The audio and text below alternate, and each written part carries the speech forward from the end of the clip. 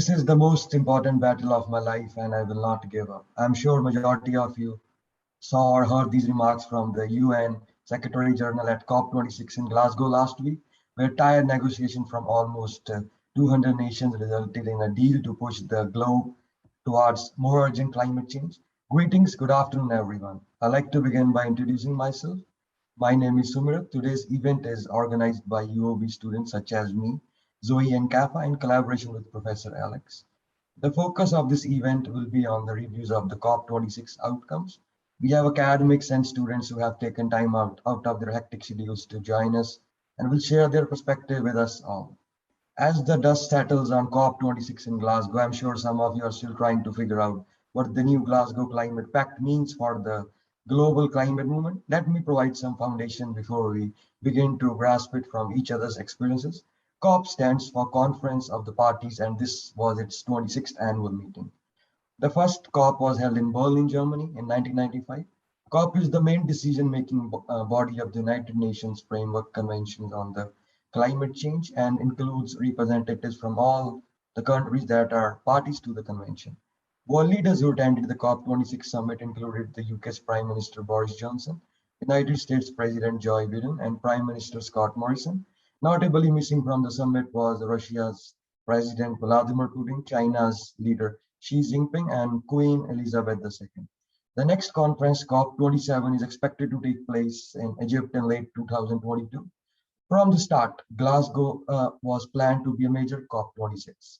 Countries set forth official pledges to cut emissions at a similar UN summit in Paris in 2015, but the combined promises were nowhere near adequate to keep warming to a safer level. The Paris Agreement aims to close the emission gap by requiring countries to submit new plans every 5 years. Glasgow, as the first deadline in that cycle, was supposed to be a crucial litmus test for whether or not that approach could provide results. It did to some extent. Pledges made in Paris placed the globe on track to warm by 3.2 degrees Celsius by the end of the century. Strong pledges made in Glasgow reduced this to 2.4 degrees Celsius of warming. However, scientists warn that if warming is to be limited to 1.5 degrees Celsius, as set out in the Paris Agreement, carbon reductions must speed past this decade. Going into Glasgow, it was evident that the world couldn't wait another 5 years for a new set of commitments.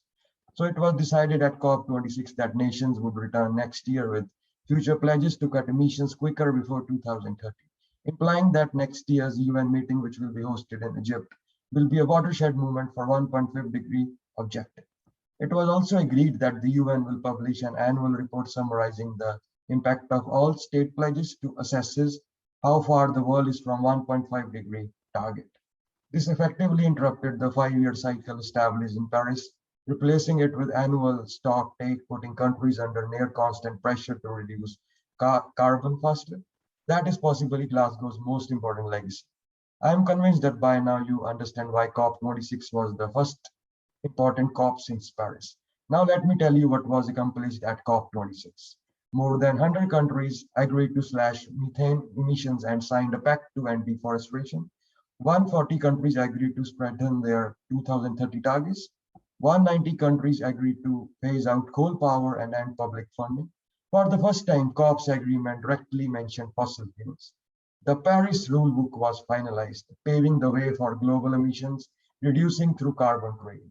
Apart from committing to limiting global temperature rise to no more than 1.5 degrees Celsius by swift, bold emissions and net zero commitments, COP26 also emphasized two key themes: increasing international adaptation finance to at least half of the total climate action spending, meeting the existing commitment to provide $100 billion in annual international climate finance so that developing nations can invest in green technologies and preserve lives and livelihoods from escalating climate consequences.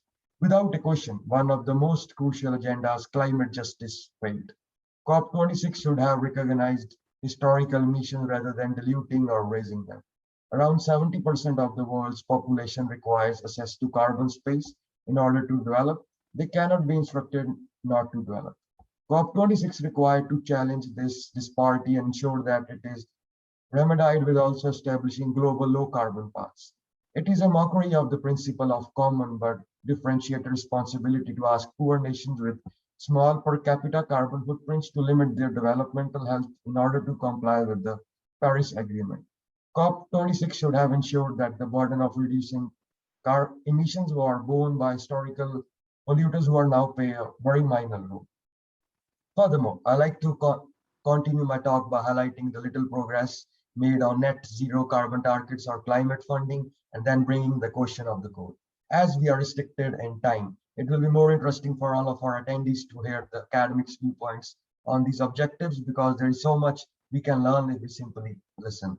It gives me great pleasure to welcome Katie, who is not only the West Midlands Combined Authorities Environment Behaviour Change Project Officer, but also a practitioner member of the Institute of Environmental Management, and previously worked as the Senior Project Manager at Students Organizing for Sustainability.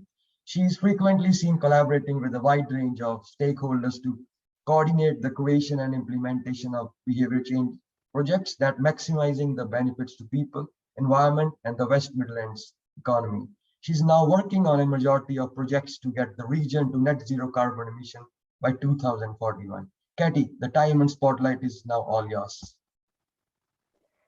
Thank you so much. I'll just share my presentation now. 1 second. Has that worked okay? Does someone give me a nod? Okay, brilliant. So thank you so much for that introduction, and also for inviting me to speak today. You know what, I've just shared the end of my presentation. That's not what I wanted, was it? Let me scroll back to the front. It's not a good start. Right, let me start again. There we go, that's what I wanted to see. Brilliant. So my name is Katie. I am the Environment Behaviour Change Project Officer here at the Combined Authority. And as just been said, there's been a lot of commitments made at COP26. So I just wanted to come and share with you what a regional approach to net zero looks like. So as a region, we have committed to be net zero by 2041. So as the UK, we've committed to be net zero by 2050. So we are ahead of that target. And I just wanted to kind of show you what practically net zero emissions would look like, and what we are working on as a combined authority. So firstly, I thought I would just start off with, like, who is the West Midlands Combined Authority? I am only 2 months in post, and before that I did not know what the Combined Authority did, so I thought this would be a good start. So the Combined Authority then is a group of 7 local authorities who make up the Combined Authority in terms of, so it's Birmingham, Sandwell, Coventry, Dudley, Solihull, Sandwell and Walsall. And the Combined Authority was set up in 2016, and it is all around you might have heard the words devolution, which is where we have more regional power.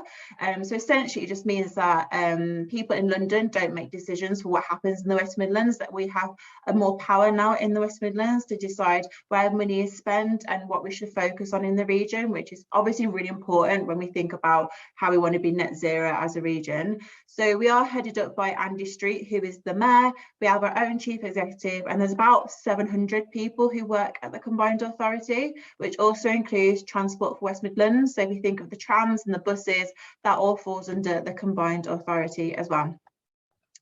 So just as a bit of a background then, in terms of where we are as a combined authority, we declared a climate emergency in 2019, as a lot of other organisations did, because of the youth climate strikes, which were phenomenal.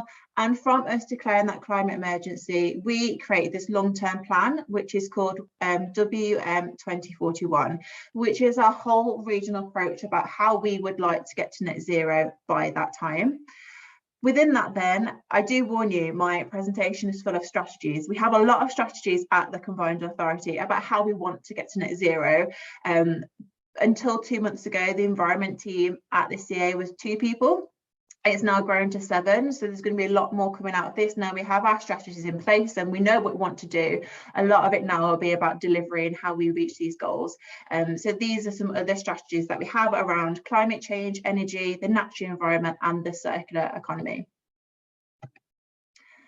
So this hopefully gives you a good overview of where everything sits within the Combined Authority. So you can see our main areas of focus, so that is around decarbonising our economy to get to net zero by 2041, around our energy. So we have an environment team, which I sit in, and then we have an energy capital team, which is all about working on our just energy transition. So moving away from our reliance on fossil fuels to help us support that net zero ambition.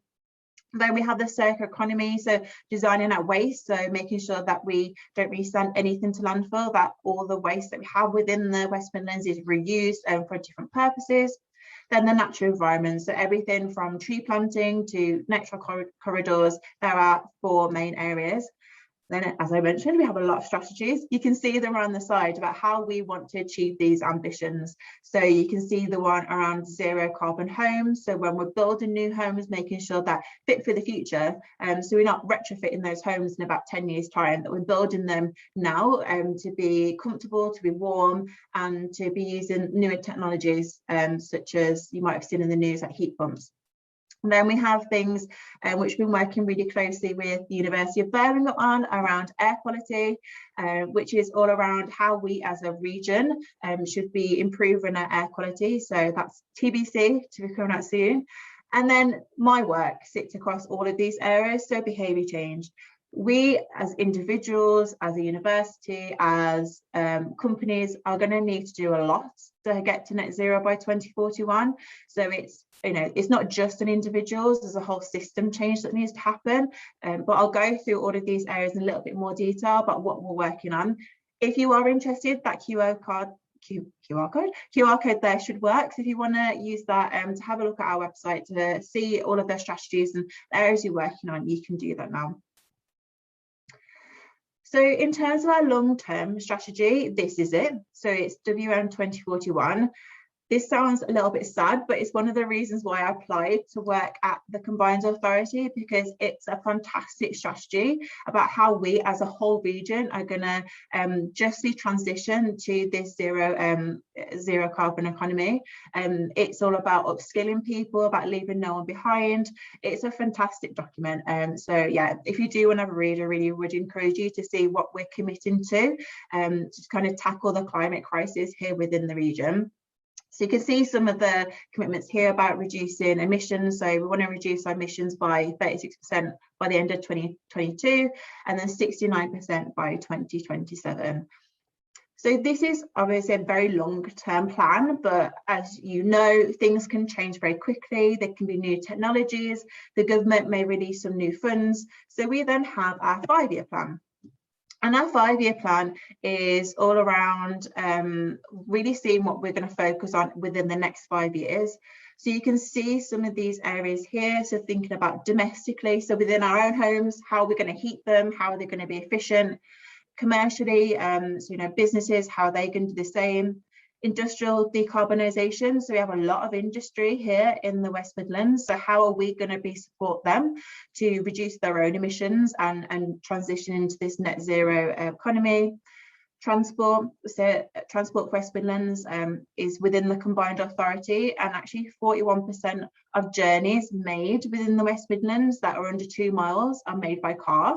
So it's a very short, 2 miles is not that long. So it's all about how do we get people to, get out of their cars and use public transport or active travel to try and reduce those types of journeys.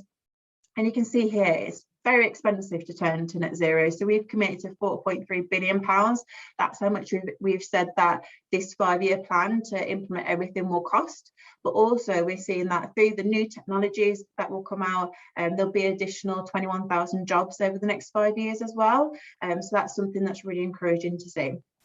I wanted to quickly come out of my presentation now and to show you a video. So I'll stop sharing and I'll share a video which just goes through very quickly what the 5-year plan includes and some of the main commitments within that. If you can just give me a thumbs up, you can hear it. As part of the WMCA 5-year plan, we're working with a wide range of partners and stakeholders to deliver retrofitting thousands of homes to make them more energy efficient, a launch of a new zero carbon homes charter to guide new developments, investment in renewable energy and rooftop solar panels, encouraging less car use and more cycling and walking, increasing tree planting, creating a £1 million community green grants fund and the launch of a new national park concept. Helping to grow new and existing green industries. Supporting training programs that prepare our workforce for the net zero transition. Find out more about our exciting plans at wmca.org.uk/environment. Okay, so that was a super quick video, just to really give you an idea about what that 5-year plan includes. So let me just quickly share my slides again. Thumbs up if you can see that. Okay, brilliant. So yeah, that 5-year plan, that video just quickly shows some of the high level things we work on, so like retrofitting, how we travel, etc. But there's some already really great things that are happening across the region. So these are the authorities who are part of the combined authority. So you can see a lot of them, like Birmingham, are committed to be net zero by 2030. Some real great things happening within the university. So last week we had our COP26 regional event at the University of Wolverhampton, and within the university they have a brownfield institute, which is all around how we should be building on brownfield sites rather than the green belt. So some fantastic things that are already happening across the region. So I think that's really key to highlight, that we're already very advanced in terms of our thinking on how to get to net zero by 2041. So these then are some of our goals and principles. So how are we going to get to net zero? So the first then is to change our economy without leaving anyone behind. So that's all about upskilling and making sure that when people are being in education, that you're learning about these new technologies and you're not being taught past things, that you are being taught to lead this transition.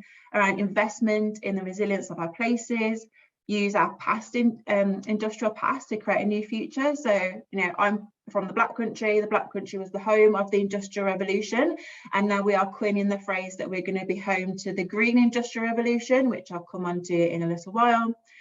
Create those places that will help us meet our climate change agenda, and then also to decouple prosperity from consumption of energy and resources. So again, how are we going to do that? So this then just kind of breaks that down in a little bit more detail. So if you think domestically, so within our homes, about where we get energy from, retrofitting our homes, which will then hopefully lower our energy bills, reduce fuel poverty and reduce inequalities.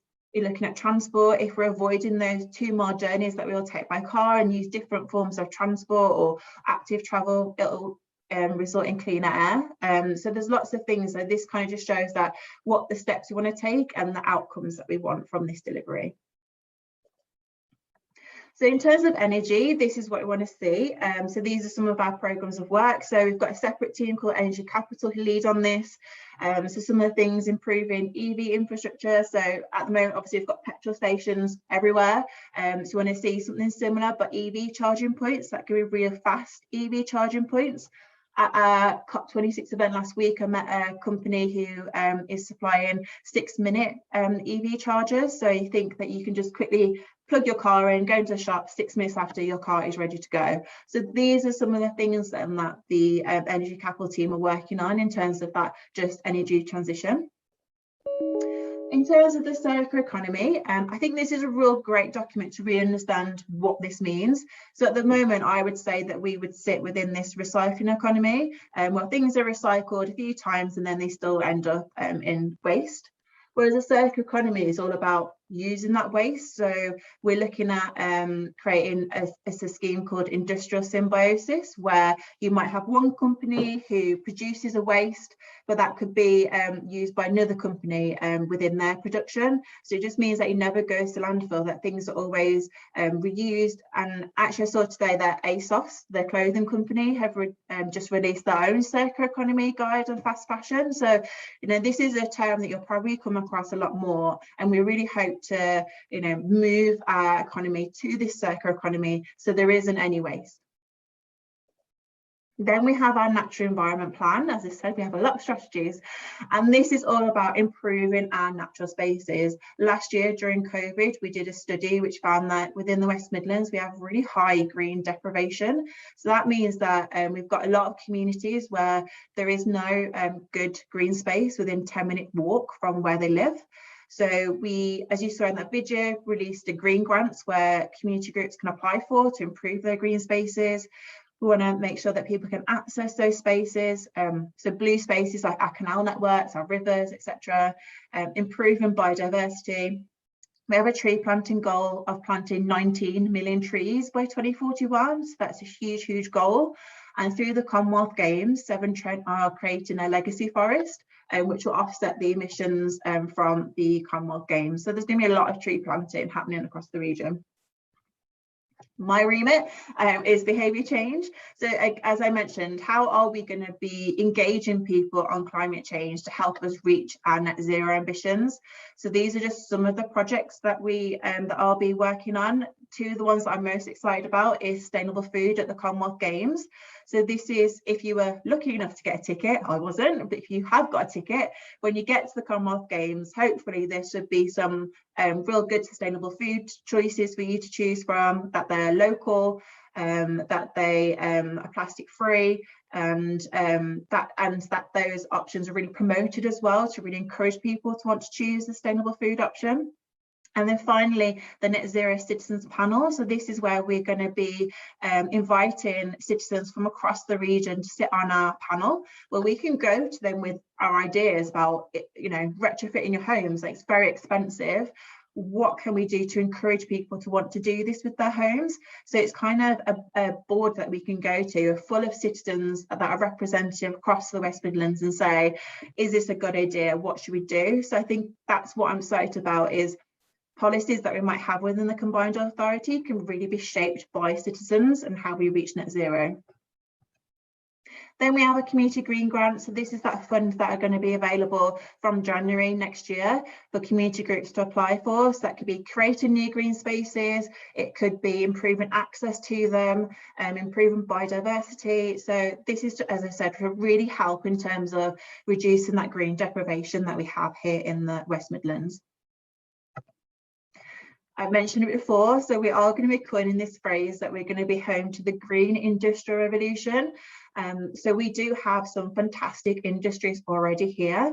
So as I mentioned, that one about the 6-minute charger, we've got some real good battery industry here within the West Midlands, really forward thinking in terms of our automotive industry as well. So there's some really great examples already here. So we as the West Midlands really want to lead this green industrial revolution in terms of where we are in the UK. And there's already been great steps towards that as well. And finally, I just wanted to finish on, I've obviously been talking a lot about strategies, which might seem very outward facing in terms of how we're going to work with our local authorities and businesses and people. But in terms of in ourselves as the West Midlands Combined Authority, you know, we've got housing teams, we've got transport. How can we ensure that we reach net zero? And one of the things that we're doing is we have a training course called Carbon Literacy that we're the first training session is next week, and we hope to train about 10% of our staff by the end of next year. And this is for us to reflect on our own personal carbon footprint, so what we're buying, how we're traveling, how we heat our homes, but also then thinking about what can you do within your own area of work to ensure that you are helping us achieve net zero. So if you're on the housing team, making sure you use that net zero homes charter, that you're putting green spaces in the development, making sure that we're not retrofitting the homes, we're building them for the future. So that's what we hope will come through this programme. We're the first combined authority to launch this, so we hope there's some good things to come from this programme. So that's it from me. Hopefully it's giving you a good idea about a regional approach to net zero and all the different programmes that we're going to be running as part of the combined authority. So I'll stop sharing my screen now and would really welcome any questions. Thank you very much, Casey, and I want to thank you on my behalf, but more importantly on behalf of our students, and very much thank you very much for sharing the plans of combined authority with our students, and it's great to hear that they are so much aligned with what has been in a way proclaimed at COP26, and of course it remains to be seen how this would be implemented. If you don't mind, we do have a couple of questions. We did receive some questions before the event from our students, so Zoe and I will be asking questions if that's okay. We'll try to keep it brief. So one of the questions that we had from students is that students are quite concerned, especially with the businesses and whether they're essentially part of this kind of project. And you kind of outlined that they are, but I think one of the things that they're concerned is that whether businesses really want to change their practices and whether their appetite among businesses to be part of this very ambitious project that you just outlined. Yeah, there definitely is the ambition there. So we have something called the Net Zero Business Pledge, where businesses pledge to say that they are going to be net zero, and then they have support through that to help them get to that, because we might have some very small companies who have that ambition, but they're not too sure where to start. But also we have some huge industries here within the West Midlands who have also signed up to that pledge to say that they are committed, and it is a journey and everyone's going to be starting at very different points. But also I think from our regional roadshow that we had last week, I was really impressed at the technologies that we already have here in the region, and there's going to be a lot of new startups as well within this space, because it's the journey that we're going to go on, and industries are going to have to change. A lot of the time they do need that legislation, or funding as well is also something that businesses are really going to need, and also the skills. So as a university, making sure that we are training and giving the skills and the knowledge and the attributes to young people to ensure that when you go into the world of work, you're also knowledgeable about tackling these issues as well. So businesses are definitely understand this is the way that we go in, and we're going to be net zero by 2041, and we have to bring everyone along on the journey with us. Thank you very much for that, and I will leave it to Zoe. She has another question. There was something in the chat, so I'll leave it to Zoe to continue with questions. Yeah, thank you for that presentation. That was really good and really informative. I didn't know the difference either between the combined authority and the more local government. So yeah, but we have a question in the chat from Archana that says, does West Midlands Combined Authority have the legal mandate to make their own plans, and where does the funding come from? And this is sort of linked to a question I was going to ask about what is the extent of the combined authority's power? What are the things you're actually not able to do? And obviously there seems to be a lot that you can do, but yeah, what is the extent of that? Yeah, so in terms of mandate, I hope you've just seen that we do have the mandate to make our own policies. So WN 2041, our 5-year plan, our policy around the natural environment and our circular economy, we have that mandate to make those policies, which we will now follow and work with our local authorities and businesses to ensure those plans are enacted. In terms of funding, our funding comes from the government. So in terms of the green grants that I said, we have that £720,000. That's funding that we have the combined authority set aside to give to community groups for that. So our funding comes from the government, but then we can also apply for external funding for certain projects as well. So it might come from different government departments or other funding sources that are out there. So that's where the majority of our funding comes from. And sorry, Zoe, what was your question? Similar, just about what you might have touched on it already, but what the extent of the West Midlands, what can you actually do and what can you not do? Yeah, so I think the main things that we can't do is turn around planning. So that's all within the local authorities to say where houses will be built. So things like that we do not have a remit over at all. But everything else, we work very closely with the local authorities. So whilst we have our net zero homes charter, that's something we work very closely with them with. I just started working on tree planting, and we worked very closely with, spoke the other day with the colleagues from Birmingham City Council around your tree planting target. So everybody's working very closely together on these agendas. It's definitely not a silo thing where we're just doing things in silo. Everybody works very closely together. Yeah, perfect. And we I'll go to another question we had from beforehand, which was, is there a way that young people and students can get involved and engaged with activities organised by the West Midlands Combined Authority? And if so, how? Yeah, that's great. So I actually came from a students organising for sustainability, so I'm really keen for young people to get more involved with our work at the Combined Authority. So one thing is we do have a young combined authority. So this is something that young people like yourselves can apply for, where you sit on our board, where we can you can shape our policies. So the recruitment for that has just finished for this year, but it's a yearly recruitment. So next summer you can apply for that to sit on the board, sorry. Also, we did have last week at our regional roadshow, we had a youth panel, and we had Jack Johnson, who's a second-year physics student from the University of Birmingham, on that panel. And that was, you can go back and watch that as well. That's on our Twitter account, and that was really great. But Jack shared that in his physics textbook, there's actually only half a page about climate change, which is really surprising, because you think physics is going to be a lot in terms of engineering, and yeah, so that was quite shocking to hear. So that's another way that we're engaging young people, is getting them to sit in front of businesses and tell them about their experiences and what they think businesses should do.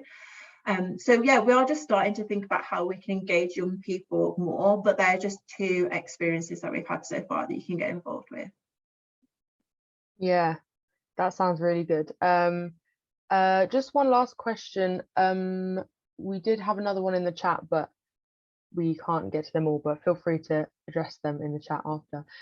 We have a question from our panel member, Gregor Leckebusch, who said, many thanks for the presentation. Or you can ask if you want, actually. Yeah, okay, many thanks.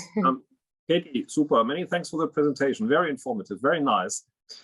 I have a tiny question, perhaps. It doesn't sound important, but it is important, I think. When you talk about net zero, which normally will mean that you balance the emissions removals from the atmosphere, does it mean your strategy will focus on net zero within the West Midland Combined Authority area, so that you emit the same amount as you remove by 2050? Is this what you mean? And this would mean you have to monitor your removal. Do you do this? You did not spend any time on this one.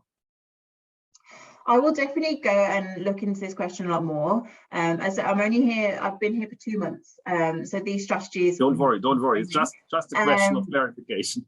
Yeah, definitely. I will go away and have a look at this.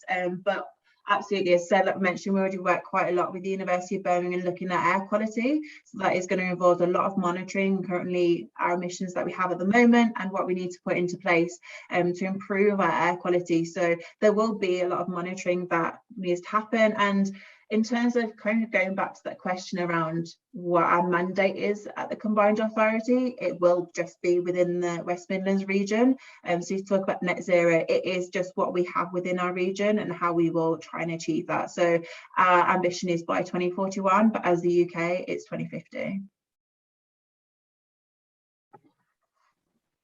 Thanks. Sorry, thank you very much, Katie, and thank you very much for coming. And if you don't mind, if you have more questions for the Combined Authority or have students who want to get engaged, we'll be in touch, because I think that we saw is that our students are really very active and very conscious of environmental issues. So we'll be very happy to follow this up with you if you have interest from our students. But thank you very much for your presentation, and I will hand over to Kefa, who will be introducing our next speakers, and we will go into further reflections on COP26. Thank you so much, Alex. Thank you so much, Katie, as well, and for that informative presentation. Whereas I'm out of the UK, or Birmingham for that matter, I've learned one or two things I could pass on to our very own local authorities to act upon. We go into our second session of today's event. We are blessed to have a panel of academics from within the university. And before we descend into the discussion or presentations of these academics, we have our very own Miss Zoe Skinner, who will be sharing her views and also the student views around COP26.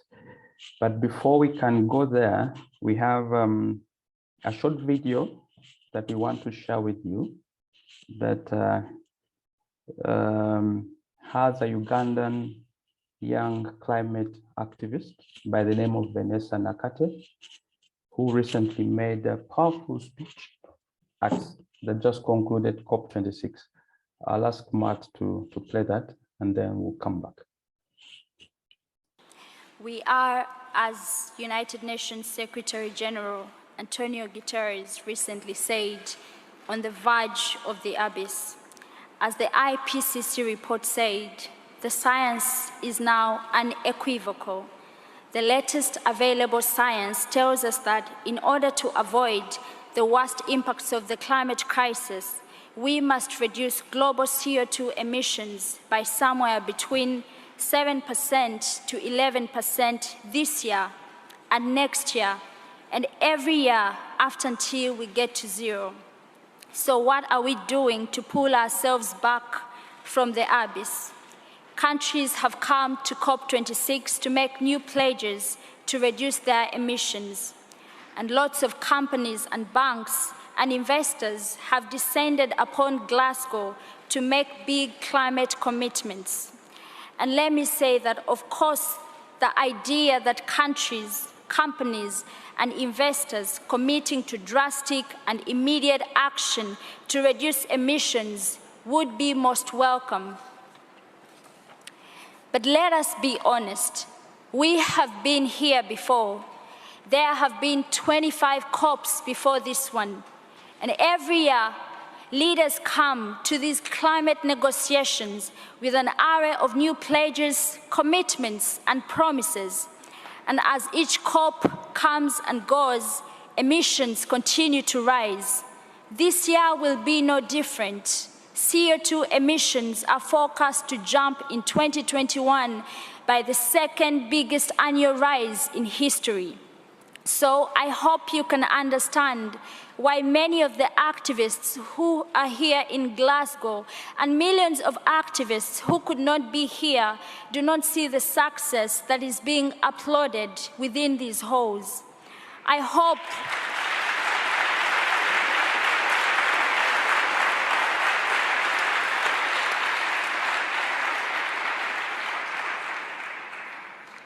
that you can appreciate that the 9 million people dying every year from breathing toxic air from fossil fuel-driven air pollution do not have decades to wait for oil, gas, and coal to be phased out. I hope you can appreciate that we may be skeptical when the largest delegation here at the COP26 Climate Summit does not belong to a country, but instead belongs to the fossil fuel industry.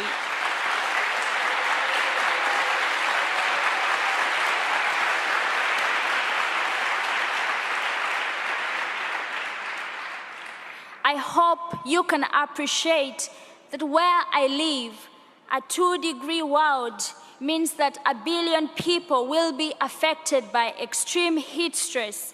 In a 2-degree Celsius world, some places in the global south will regularly reach a wet bulb temperature of 35 degrees Celsius. At that temperature, the human body cannot cool itself by sweating. At that temperature, even healthy people sitting in the shade will die within 6 hours. We see business leaders and investors flying into COP on private jets. We see them making fancy speeches. We hear about new pledges and promises. But we are drowning in promises. Commitments will not reduce CO2. Promises will not stop the suffering of the people. Pledges will not stop the planet from warming. Only immediate and drastic action will pull us back from the abyss. So we have some who are already starting to call COP26 a success. But a few days ago, a climate action tracker report showed that COP26 is actually putting us on a pathway for a 2.4 degrees Celsius world. And this is our problem. We have two pathways. There is the pathway of commitments and hype and promises and fanciful net zero targets and happily ever after. And then there is the pathway of the best available science, of ever stronger storms and droughts and floods, of toxic polluted air, of real people suffering and dying. And these two pathways are diverging. The truth is that the atmosphere doesn't care about commitments. It only cares about what we put into it or stop putting into it. Humanity will not be saved by promises. It's hard to believe business and finance leaders when they haven't delivered before. They have not been faithful in their promises.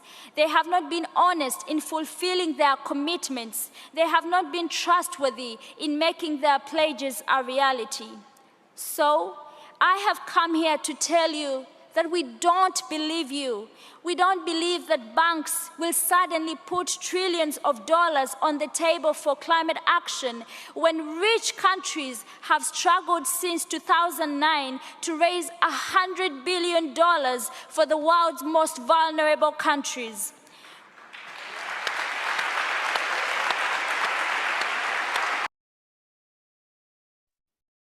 Thank you so much, Matt.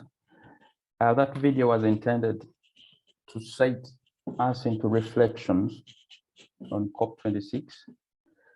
You know, you look at what she mentions there, how we need to cut CO2 emissions between 7% and 11% this year and into the coming years. And if not, then we're on a pathway to a 2.5 degrees Celsius, which of course is scary and puts us into harm's way. So as we continue to go into our discussions, that's what we wanted for you to set the stage, have to reflect on the statements made by the young activists. So right now I'll invite Zoe, who's part of our organization team, but she's also a geography student at the university, and she'll be sharing her views and then also the students' views, and then she'll go into detail how she was able to obtain the student views. Zoe, the floor is yours.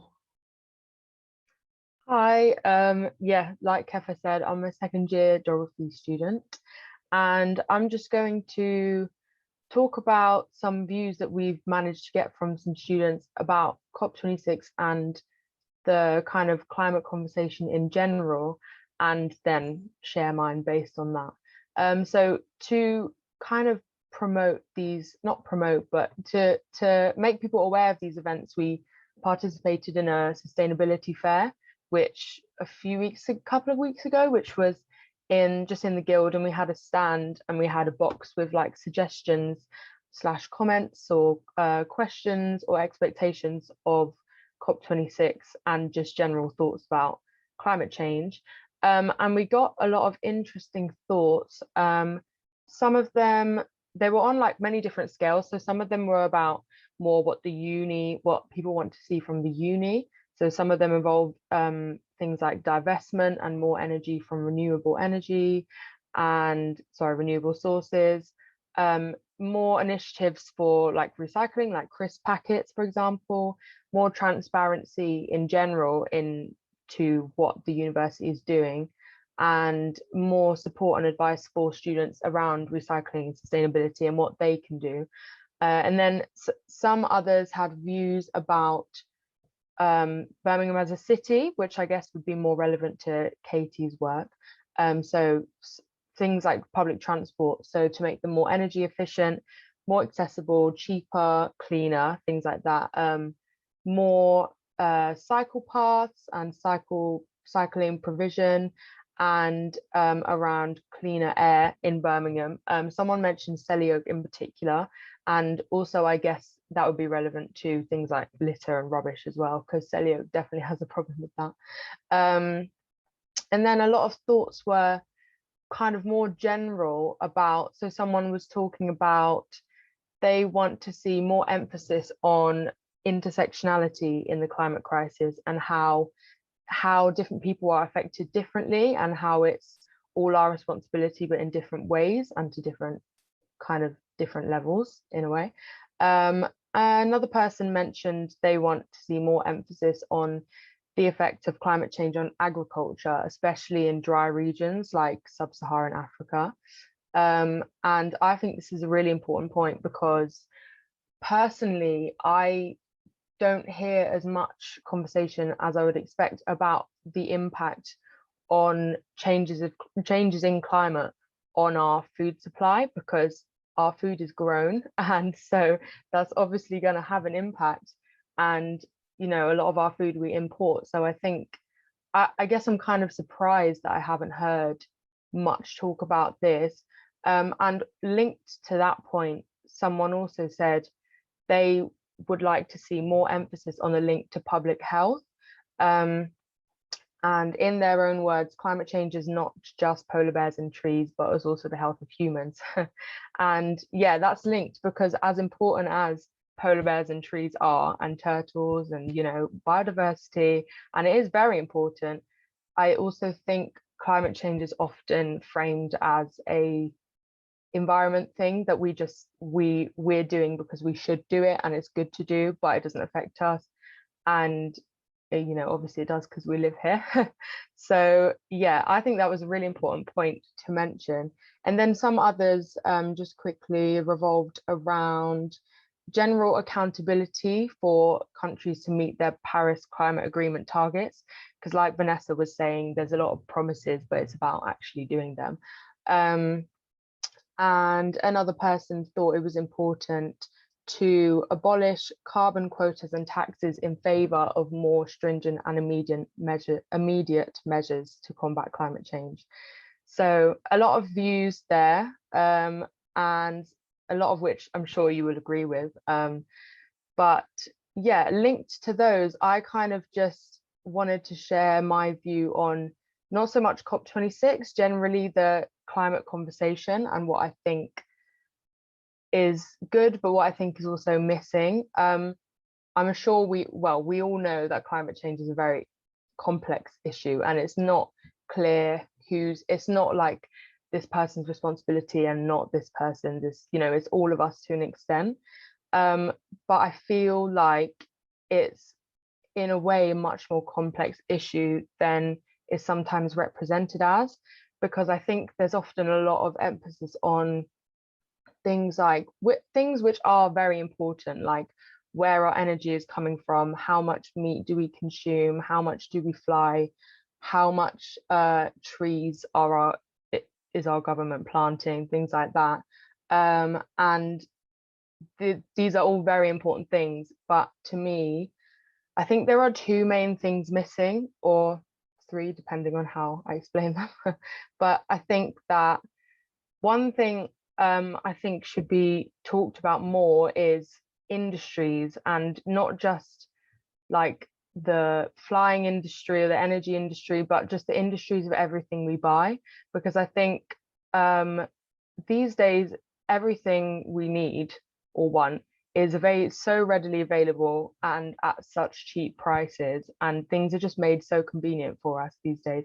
And I think it's actually what we don't talk about, or what I haven't seen or heard talked about as much as it should be, is actually how are these things made, why are they so readily available, and how are they so cheap, and you know, how are they just like at our doorstep and at the tips of our fingers.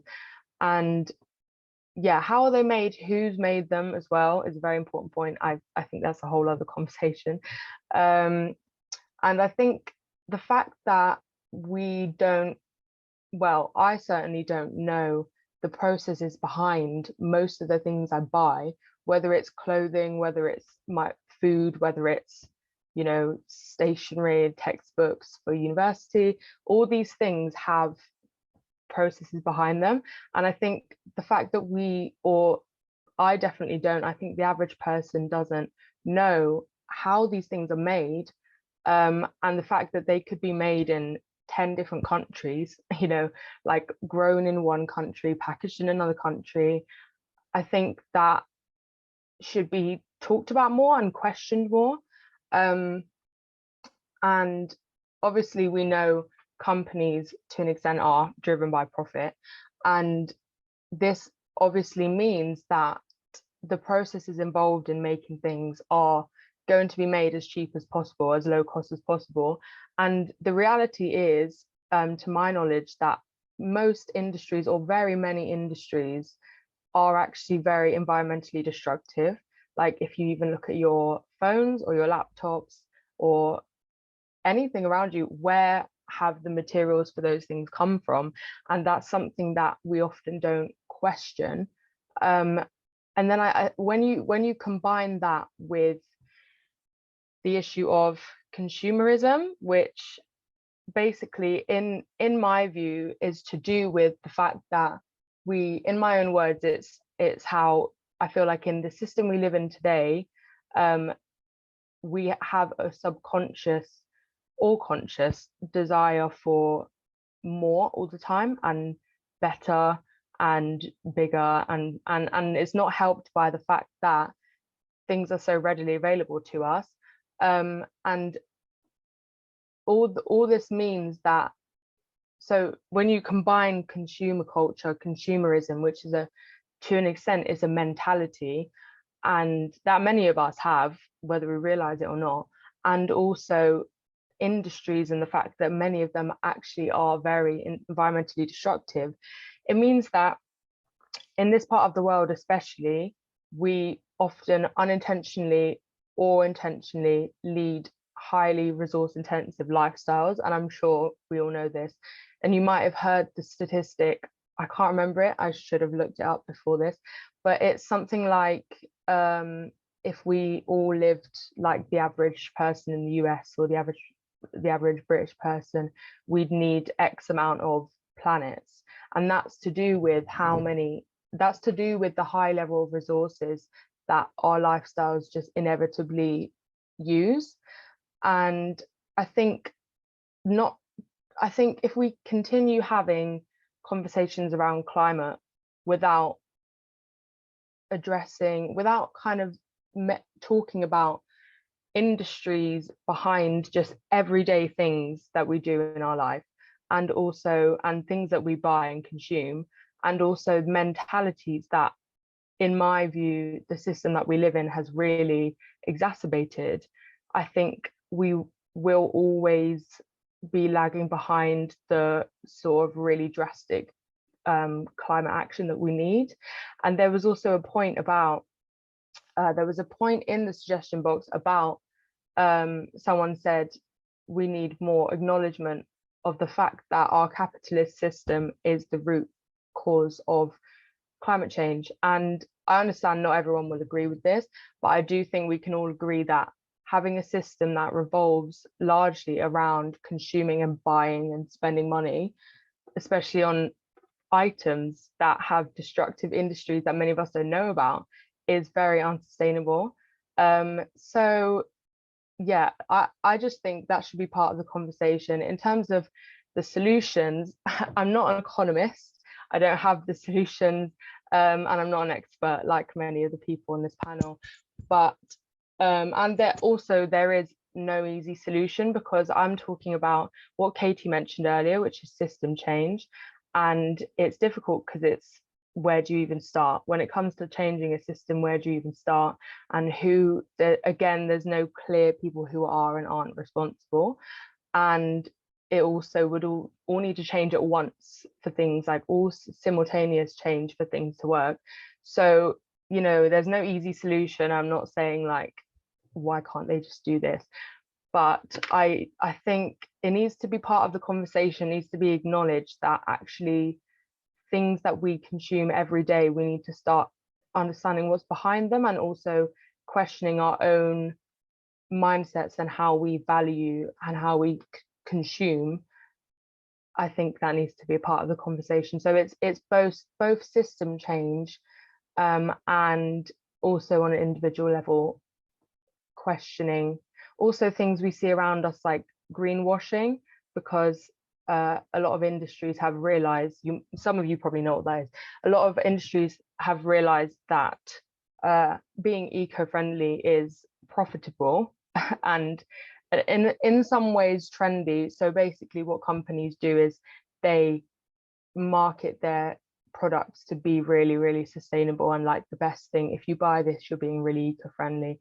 And actually, in my view, that is kind of evidence that I think the conversation is a bit misguided, especially around conscious consumerism being one of the main individual changes we can make. I actually think it needs to, like I said, needs to go deeper than that in terms of on an individual level, in terms of actually how do we value consuming, and how do we value like where are we putting our value, and how much are we consuming basically, and what are the industries and processes behind those things. So yeah, those are some of the main student views that we got from the sustainability fair, and then some of mine.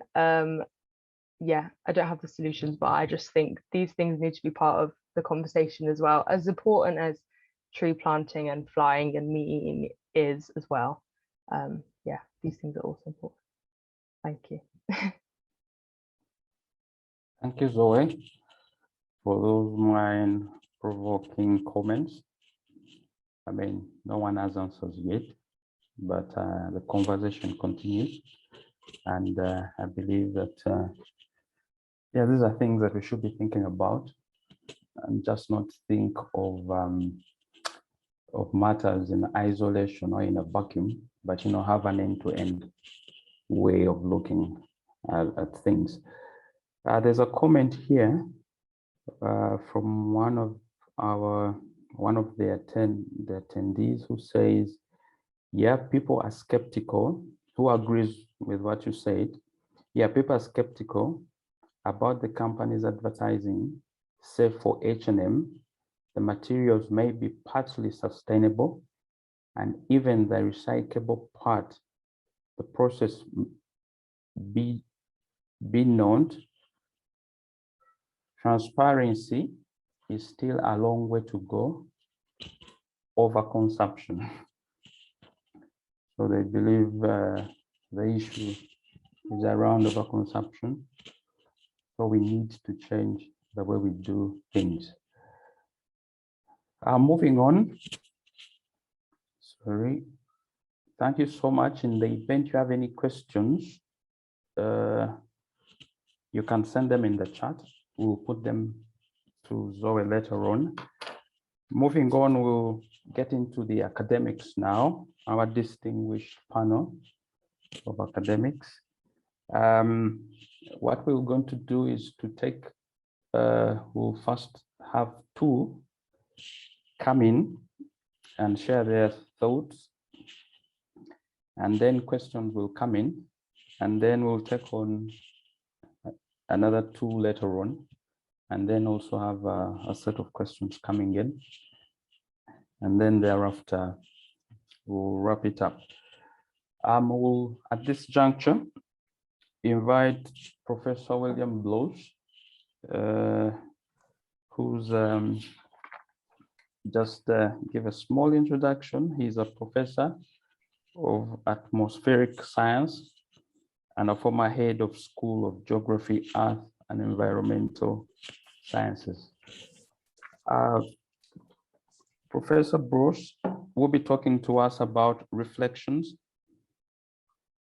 mainly on the COP26 and largely around the themes that came with it. So I'll invite Professor Bloss to take the floor and share your views. Great, thank you. Can you hear me okay? Brilliant. So thank you very much. Thank you, Kefa. Thank you, Sumirat and Zoe, for the invitation to speak today. Very, very kind of you. What I'll do is share my screen and quickly run through some thoughts about COP26. And I'll try and be fairly brief about that so that I'm conscious of time. So hopefully you can see my screen now. If someone nods, that'll let me know. Brilliant. Thank you, Zoe, for nodding. Great. So what I want to do is just very briefly run through what COP26 arguably set out to do on the back of the Paris Agreement you might have heard of, and then talk through some of the things that happened in Glasgow over the last 2 weeks. So touch on the World Leaders Summit, various thematic announcements and the negotiations, and then a little tiny bit about what, in my personal view, that all means. And I think Gregor Leckebusch will then follow on after. So all this comes from having been lucky enough to be one of the people from the university who went to COP. So I was there in the second week, and you can see some other people who are on the conference here and some of the other lecturers from the university on the pictures here. It was an interesting experience, but what I'm going to talk about is very much my own take in terms of what went on and so on. So, very briefly, the United Nations Framework Convention on Climate Change, or the UNFCCC, is the body within which the COP climate discussions take place. And COP stands for the Conference of Parties, the 197 countries that have signed up to this convention. And its ultimate aim, you can see on the screen there, is stabilization of greenhouse gases in the atmosphere. COP and the UNFCCC is different from the IPCC. And you may have heard of the IPCC, which publishes climate change reports summarizing the science every few years. And the most recent assessment report on the scientific basis of climate change came out a couple of months ago. But COP is all about the negotiation process rather than the IPCC summary of the science. So it started with the Paris Agreement in 2015, which was COP21. The number is the number of years since the Rio summit. And that set a temperature goal to maintain global temperatures, in quotes, well below 2 degrees C, and to pursue efforts to limit temperature rise to 1.5 degrees C. And to aim to achieve a balance of greenhouse gas emissions and sinks by the second half of the 21st century, which is basically saying net zero by 2050. And every country would agree their own nationally determined emission reduction contributions and would update those every 5 years. And that was what Paris set out, basically. One other thing that was quite interesting from Paris is it set out explicitly the idea that all the countries had a common goal here and some degree of common but different responsibilities, and the idea that developed countries should take the lead in combating climate change. And that sort of fed into a lot of the discussions at COP26 in Glasgow. So what did COP26 set out to do? I think crudely, it was about updating the Paris Agreement. It was about firming up countries' commitments around net zero around the middle of this century, around 2050.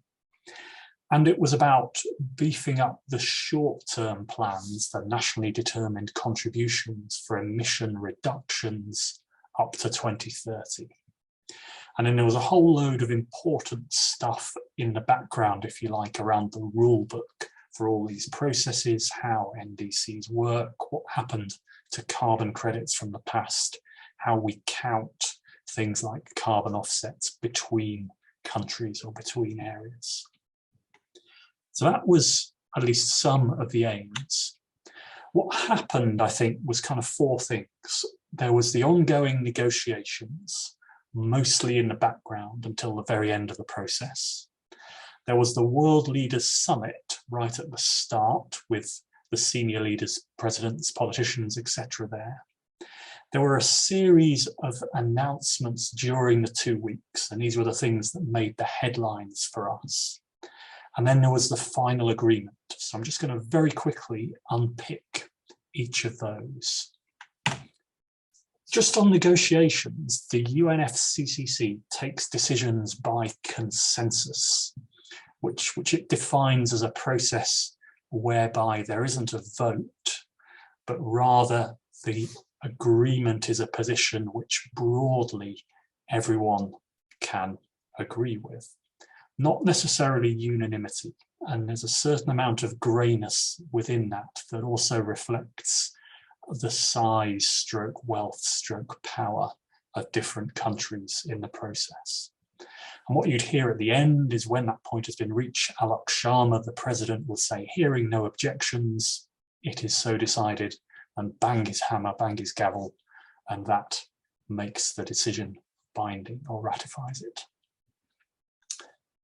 So the first bit was the World Leaders Summit, which was Monday, Tuesday of the first of the 2 weeks, when most of the world leaders were present in Glasgow and giving fairly broad speeches of commitment and pledges to take action on climate change. And in particular, there was something called the Glasgow Breakthrough Agenda led by the UK, which set out aims for a relatively modest set of countries around commitments on power, road transport, steel, making hydrogen available, and agriculture. And we can unpick that later if people are interested. So there was the World Leaders Summit at the start. Then there was the series of announcements of pledges, which really made the headlines for the last 2 weeks of the conference. The first of these was deforestation. So 110 countries signed up to this pledge to end and reverse deforestation by 2030. And significantly, that included Brazil for the first time in this sort of agreement, as well as Canada, Russia, China, the Democratic Republic of Congo, Indonesia, lots of other countries with significant amounts of natural forest cover. The cynic would say there was something similar in 2014, although that didn't include Brazil, and it's not had any particular impact so far. And there's been some suggestion that Indonesia may be changing their position since the declaration. So this is a positive thing, good for climate, but also very much for biodiversity and natural habitats, although key will be in the implementation and the enforcement. Just wanted to touch that the university has a lot of very relevant research, and in particular the BIFOR Institute of Forest Research, where we're exploring how oak woodlands respond to elevated temperature rise, was very relevant to the science underpinning this. And the photo shows Anna Gardner, one of our researchers, measuring the response of oak trees to future levels of CO2 in the air, which you can read about in the links there will circulate. Second announcement was around cuts to methane emissions. So methane is responsible for about 1/3 of current warming levels, and countries accounting for about half of methane emissions agreed to reduce those by about 30%. So modest progress. That will reduce maybe 0.2 degrees of warming, but it will have an effect quickly compared with CO2 changes, which is important for the 2030 timescale. And in the university, we have researchers in GES who are looking at natural methane emissions from peatlands and from forests and how those respond to water table levels. Third announcement was transport, accelerating the shift to 100% zero emission vehicles. And the pledge was to end sales of non-zero emission cars by 2035, 2040. And a number of the big auto manufacturers signed up to that: Ford, General Motors, Volvo, Mercedes and Jaguar Land Rover, which is local to the West Midlands. And a number of countries, although some of the other manufacturers and some of the major auto manufacturing nations did not sign up to that. And the UK is actually ahead of the curve on that one, in that we've committed to banning petrol and diesel cars from 2030, sales of new cars, and to begin to phase out HGV sales that are powered by diesel by 2035 or 2040. On the university side again, we have a lot of research interest in this area, running our own hydrogen-powered train, which was in Glasgow, with various people showing up to have a look. And I don't know who this guy is in the bottom right in his shabby suit, but he was there as well, checking that out. Just coming back to the point Zoe and then Katie made earlier, we're also looking at the air pollution benefits of these transitions, so catching the public health gain from the climate actions. And some of the research I'm involved with is measuring the air pollution gains that climate policies can have in the West Midlands, and how we can get public health benefits as well as carbon benefits. And you can find out more about that at the exhibition at the Exchange in the city centre, which is free. So check that out. Nearly done on the announcements. A couple more just to flag. There was the Private Sector Financial Alliance, where 450 financial firms, which apparently account for about 40% of global assets under management, undertook to reach net zero carbon by 2050. And that's potentially quite a significant shift in a chunk of the assets available for investment. Again, is voluntary. And then there were commitments away from coal use. We'll come back to coal.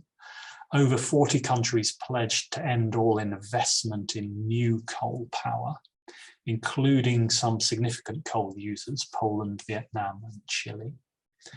And there was a broader pledge to end public financing for fossil fuel projects abroad by the end of 2022, again by about 25 countries, including the States. So a whole range of commitments separate to the negotiations, but in parallel, the formal negotiations were going on.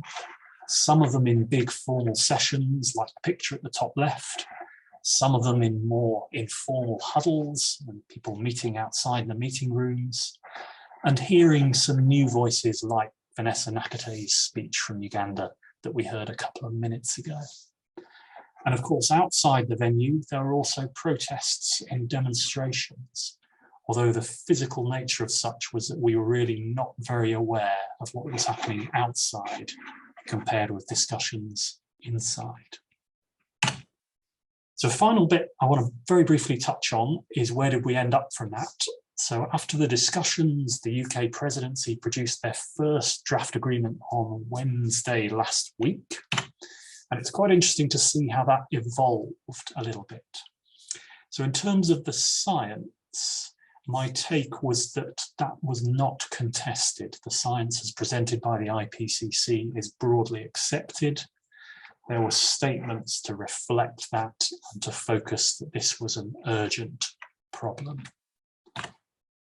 The first draft set out measures around mitigation, around reducing emissions to reduce climate change, and set out that those should be in line with the Paris Agreement, so achieving 1.5 degrees or 2 degrees C warming, and to come back annually rather than 5 yearly. So quite a big change to the reporting schedule. And it recognised the need for adaptation, for support for countries to adapt to the climate change we're committed to. And there was a call upon the developed countries to double the money that they're making available to support those adaptation measures. The bold in here is my emphasis, not what was actually in there. A little bit about it needing to be a just transition, and this first sentence about coal and fossil fuels calls upon parties to accelerate phasing out of coal and subsidies for fossil fuels. And that was it. That was the whole sentence, no qualifiers at all. So that then changed. The second draft, which came out on Friday, changes had strengthened the emphasis on the science. So utmost concern, chances that the carbon budget's remaining small, and strengthening the need for adaptation and putting a date in there for developed countries to put their money where their mouth is, fundamentally, for promises to be made by 2025. The statement on coal got a lot longer, so it changed from this to this. Most of it is fairly uncontentious stuff, but the two key words that appeared were unabated. So now we're talking about phasing out coal power where the carbon is just emitted to the atmosphere, rather than where we use carbon capture and storage. And we're talking about phasing out inefficient subsidies, but it's not clear who decides what is efficient and what is inefficient. Is that weak or is it strong? It's never been mentioned in these agreements before, so have to form your own opinions on that. Loss and damage was something the developing nations asked for, so financial support for the damage incurred in climate changes already. I saw a speech from Nicola Sturgeon, in which she used the word reparations to describe such loss and damage funding, which is quite a strong word to use.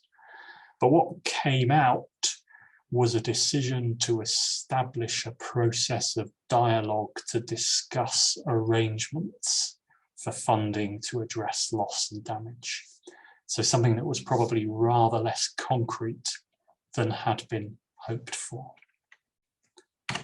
And then, of course, the final change that we saw in the news headlines on Saturday evening was the change on the conference floor to switch from phasing out unabated coal to phasing down unabated coal power and inefficient fossil fuel subsidies. And that made the headlines on Saturday. So where do we end up with this thing? So you could read this, you can get it online. It's only about 3 or 4 sides long, so it's kind of digestible. That was what I said we set out to do. The good stuff, I think, is we now have about 90% of emissions covered by net zero goals of 2050 or thereabouts, including a lot of the key emitters. And I think that's a good thing. 2050 is, politically speaking, safely a long way off. We've switched the updates of the nationally determined commitments to annually, and that's really quite important for keeping the momentum. There's explicit mention of moving away from fossil fuels. There was lots of progress on rulebook stuff in the background. And I saw a lot more involvement from the non-country actors, so cities and private sector businesses. I think they were more apparent than in the past. I think the challenges, though, is that the commitments to emission reductions by 2030 still leave a big gap, and some of the net zero commitments are arguably not very adequate. And I'll just finish by unpicking that. So these are 2 graphs from the Climate Action Tracker grouping, which is a sort of independent assessment of government pledges. So up the side here, you've got global greenhouse gas emissions, which went from 35 to about 50 in the present day. If we wanted to limit temperatures to 1.5 degrees by 2030, we'd have to get down to about 25 by the year 2030. So we did have a gap shown here of about 25 gigatons of CO2. With the new pledges, that gap closed by about 17%, but the gap to the emissions cuts that we need to reach that 1.5 degree target by 2030 is still very big. So it's not going to get us there. There were lots of commitments to net zero emissions, but a number of them are not felt to be very strong. So according to Climate Action Tracker, about 6% are good, 17% are average, 30% are poor, and about another 30% of them don't have enough information to judge, and then some are just missing. So these are the commitments to reach net zero by 2050 that are still lacking on the national scale. And what Climate Action Tracker thinks that means is that compared with a pre-industrial temperature rise of 0, we're now at about 1.2. If we want to aim for 1.5, everything that's happened would correspond to a 2100 temperature rise between 2 and 3.5 degrees C. The 2030 pledges would drop that to 2.4, and the other targets that have been mentioned would drop it to 2.2. And if we believe everything that's been mentioned anywhere, the optimistic scenario gives you a temperature rise that just is consistent with 1.5 degrees. So that's the background to the sort of news report saying 1.5 degrees is still alive, but is on life support. That's where I'm going to stop. Happy to take comments, questions. Thank you so much, Professor William Bloss. The questions will come in. The questions will come in at the end. We seem to be running behind time and we need to catch up. Just have a few minutes left.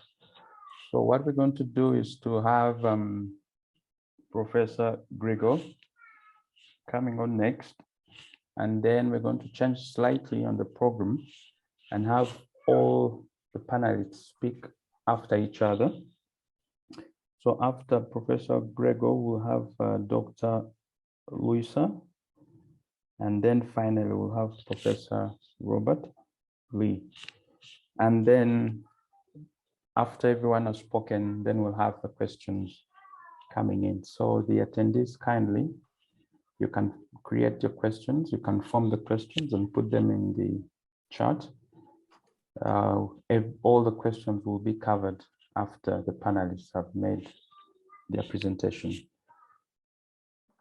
Professor Gregor, please, you have the microphone.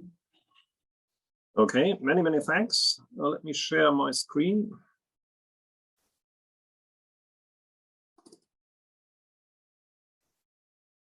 Good. So, yes, thanks all of you for organizing this so far. A really wonderful event. And I hope it is helpful for everybody in the discussion for the future and to reflect on what has happened in COP26 in Glasgow and how this is embedded in the wider context of activity from the global community to tackle climate change and to avoid dangerous interference with our climate system. Bill just summarized, I think, very nicely everything which is the most important bits from the COP26. And I think it's very important to understand that the COP process was never meant as a finished process. It is a development towards an aim. And obviously we can do every year better and better to achieve this aim. And COP26 was therefore so important, I think, because it was one of these moments where, given the Paris Agreement has set a 5-year rhythm of reviewing, this was within 5 years. So it was exactly the point of time where the first countries had first to submit their national contribution plans and how they want to do this. So having said this, Bill also mentioned very nicely that this obviously in the negotiations and in different events taking place, the science was something which is obviously not necessarily questioned as incorrect or not sufficient or not necessarily answering the basic questions people put forward to science. So my presentation today will look a little bit into the future. What you may simply say, okay, haven't heard this. Science is not debated anymore in this sense. Then we can say, okay, we can stop science. We know enough, so we can discuss the rest. But I think this view may be a little bit misleading because we have a couple of items there. For example, when we talk about loss and damage, what Bill just mentioned, where a lot of scientific knowledge is still needed and scientific results will contribute to shape the discussions in the upcoming COPs. So I entitled the presentation a little bit about the climate science after IPCC 6th assessment report and after COP26. What are the consequences for extremes and impacts, for example? I will not be able to cover the whole aspect, just some thoughts from my basic view at the moment, what the next, let's say, 5–10 years of scientific research could look like in terms of impact relative to COP activities. So I will give a short introduction into the topic, very basically 1 or 2 slides. Then I will focus on 2 topics. One is the global to the local scale and change and impacts. What does it mean when we understand global mean change? What does it mean for a local perspective? We do not live in a global mean. We live at one point in time and space. The second focus would be, as I mentioned already, a little bit on loss and damage. And here, specific techniques we call detection attribution techniques may be very, very useful in a principal approach to understand better the impact of anthropogenic climate change in principle. And this is needed, and I will show you why. And at the end, I will stop with a take-home message and a short summary. So very basically introducing into the topic, I know a lot of you are not necessarily experts in physical climate science. We have to see that the atmosphere and the ocean will interact on different time and spatial scales. So from days to months to seasons, up to years or decades. And this will drive a relatively complex system of interactives and exchange in terms of mass or momentum or energy, which will drive the variability of the system itself. And this variability is obviously something which is important, but also changes in the variability may be very, very important induced by human activities. But we have to admit that at some point, this natural variability is very, very large. And it may be difficult to pinpoint this or this anthropogenic influence on a specific event. And why is this important? We come back to this in a second. All over the basic idea is that without the natural greenhouse gas, the Earth would be much colder. So we need these natural greenhouse gases, but too much obviously will warm up additionally, and that is dangerous. And this should be avoided, of course. An example for such a natural variability would be the temperature distribution in the North Atlantic, for example. And if you look at this time series on the left-hand side, you will see that there are variability from year to year, from 5 years to 5 years, from decades and even multi-decades. You will see a large trend or significant trend on top of this, which is in the same magnitude as the variability from decades, for example. So we know that we can deduce these anthropogenic trends, perhaps, from the past, and we can calculate potentially for the future. But we also have to consider that the reality will not necessarily be in the ensemble mean, what you normally will see in these climate projections. And the other aspect is, what do we know about extremes? This figure is for the past, up to 2019, the losses from severe weather disasters worldwide. And if you look at these overall losses, the red curve, it goes into the $350 billion per year. And just to give you a little bit of a dimension, that's the UK government spending per year in British pounds. And the blue line gives you the social protection budget. The orange line gives you 160 billion pounds a year for health, for example. So comparable to what the insured losses would look like per year, just to give you a dimension. So we are talking about a relatively impressive problem in terms of numbers, and how these extremes may develop in the future is very, very important. So from the local scale perspective, you may see figures like this one, where we see the global mean temperature warmed roughly about 1 degree in the last century. And you see these nice figures where you can assess these changes globally on average. You can create these figures also for local perspective, like the Central England temperature time series. The overall picture is pretty much the same. You see an increase in temperature over the last 100 years.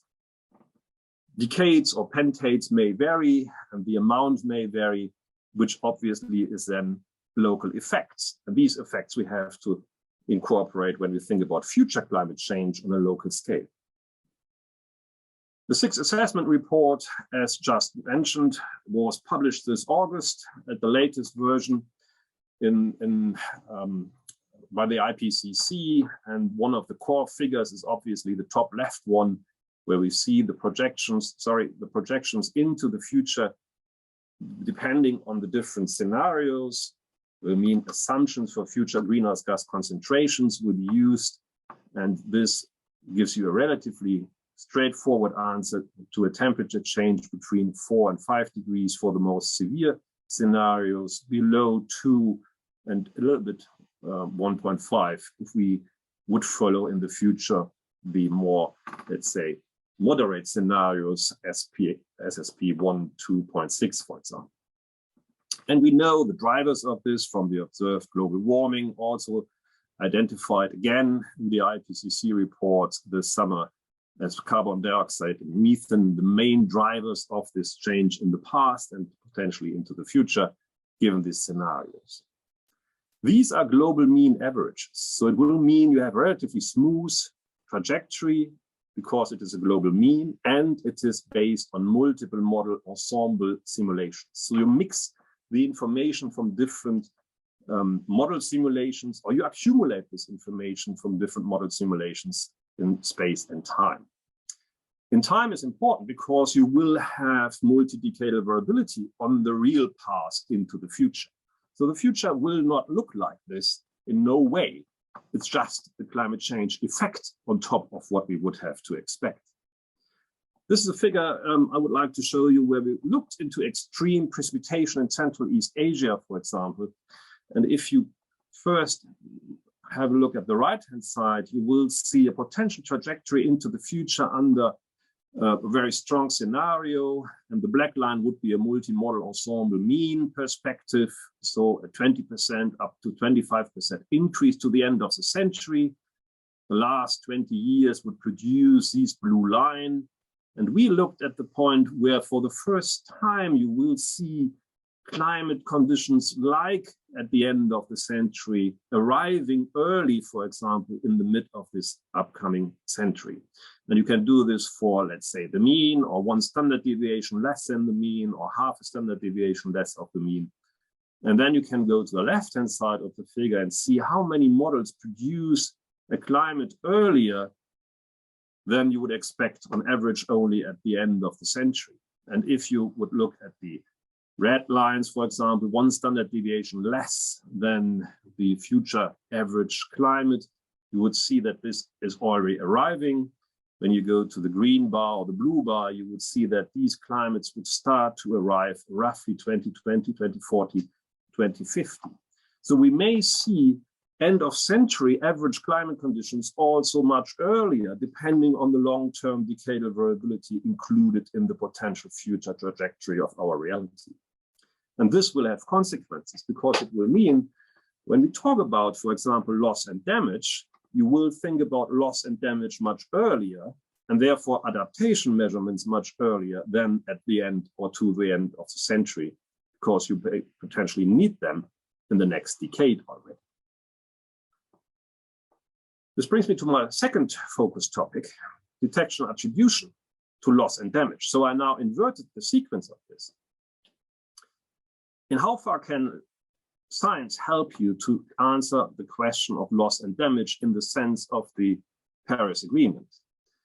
What we know from the IPCC report, which is summarizing the science of the last, let's say, 5 to 10 years, we see, for example, in with respect to hot extremes over land, a 5 to 10 times higher likelihood of extreme heat waves up to 1.5, let's say future global warming, 1.5 to 4 degrees Celsius on average. And this will mean you will see much more frequent and more intense heat waves in specific part of the globe. For a 50-year event or even a stronger heat wave, this is obviously very similar in the direction of change. You see an intensity increase as well as a frequency change in potentially warmer climate. So the science is obviously there, that we know from a statistical point of view, yeah, in principle, this may be the effect of climate change. But when we look back in the Paris Agreement, and we have to highlight this a little bit more than perhaps we did in the past, the Paris Agreement is the first one where loss and damage was really agreed on in Article 8 of this Paris Agreement, that this, referring to negative impacts of climate change, is an issue and should be addressed.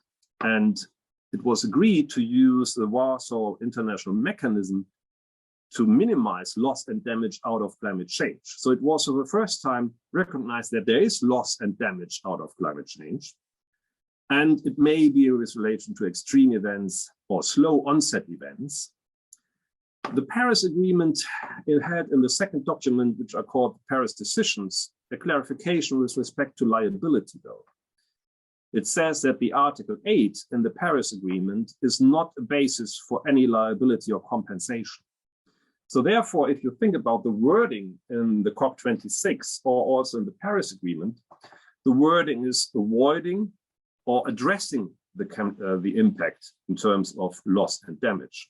The phrase addressing is obviously very important here because it may include financial aspects as well.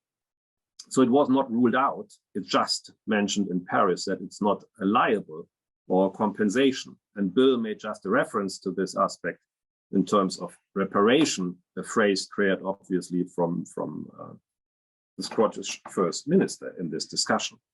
So, but it opened up the whole discussion about loss and damage in a different word. And just to remind you, the Warsaw International Mechanism had 3 strands: enhancing knowledge and understanding, strengthening the dialogue and coordination, and enhancing action and support, including finance, technology, and capacity building.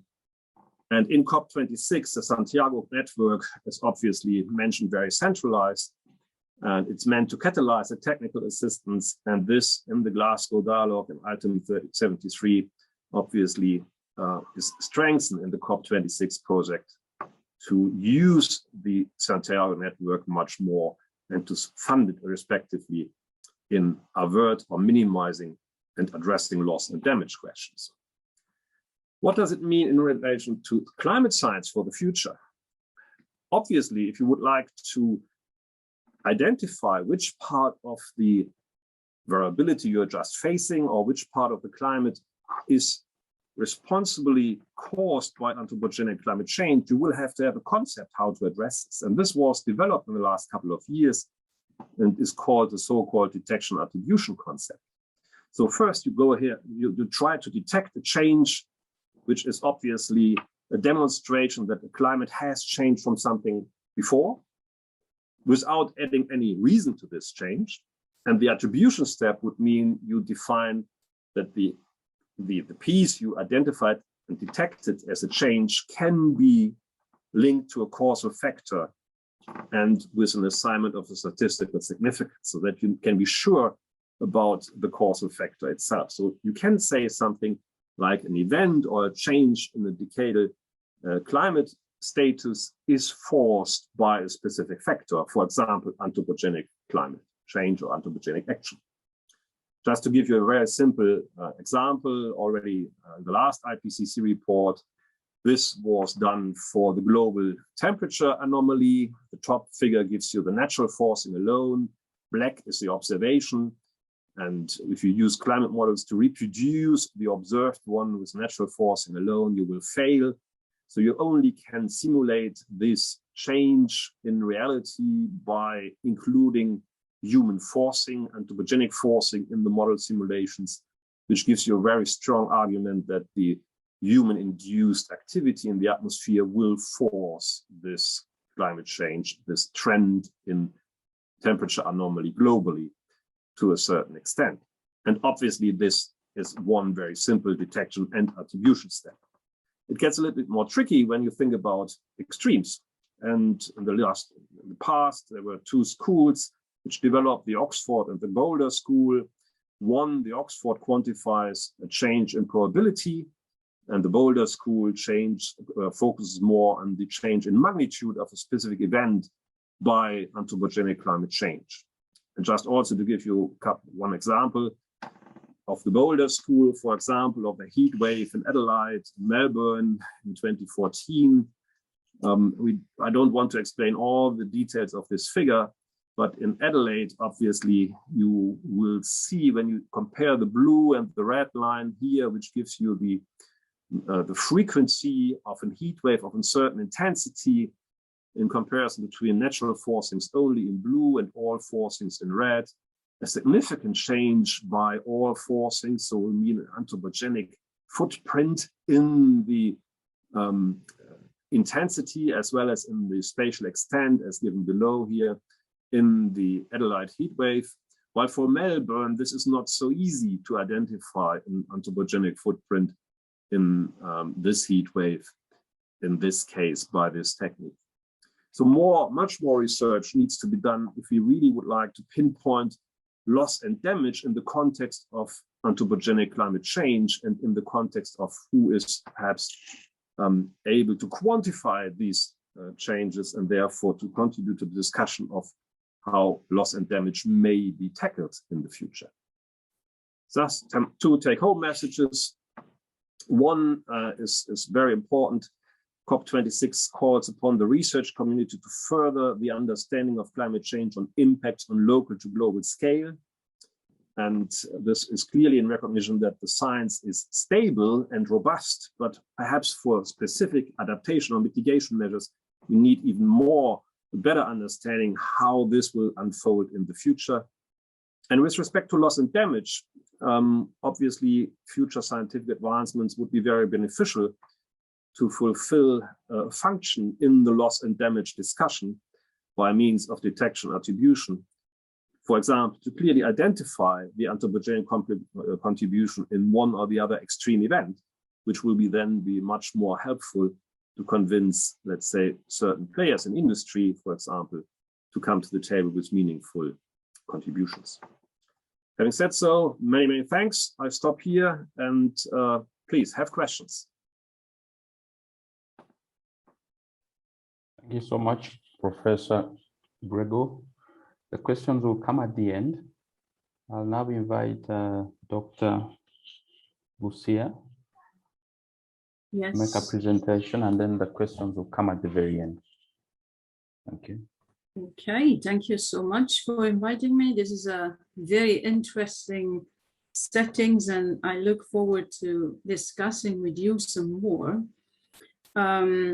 I just want to ask if you see my screen. Yes, we do. Great, fabulous. Okay, so I think my colleagues have done a fabulous job at introducing some of the key points of COP26. And what I will be doing is taking another perspective, looking at nature-based solution and green technologies, and what was the take-home message from COP26 on these topics.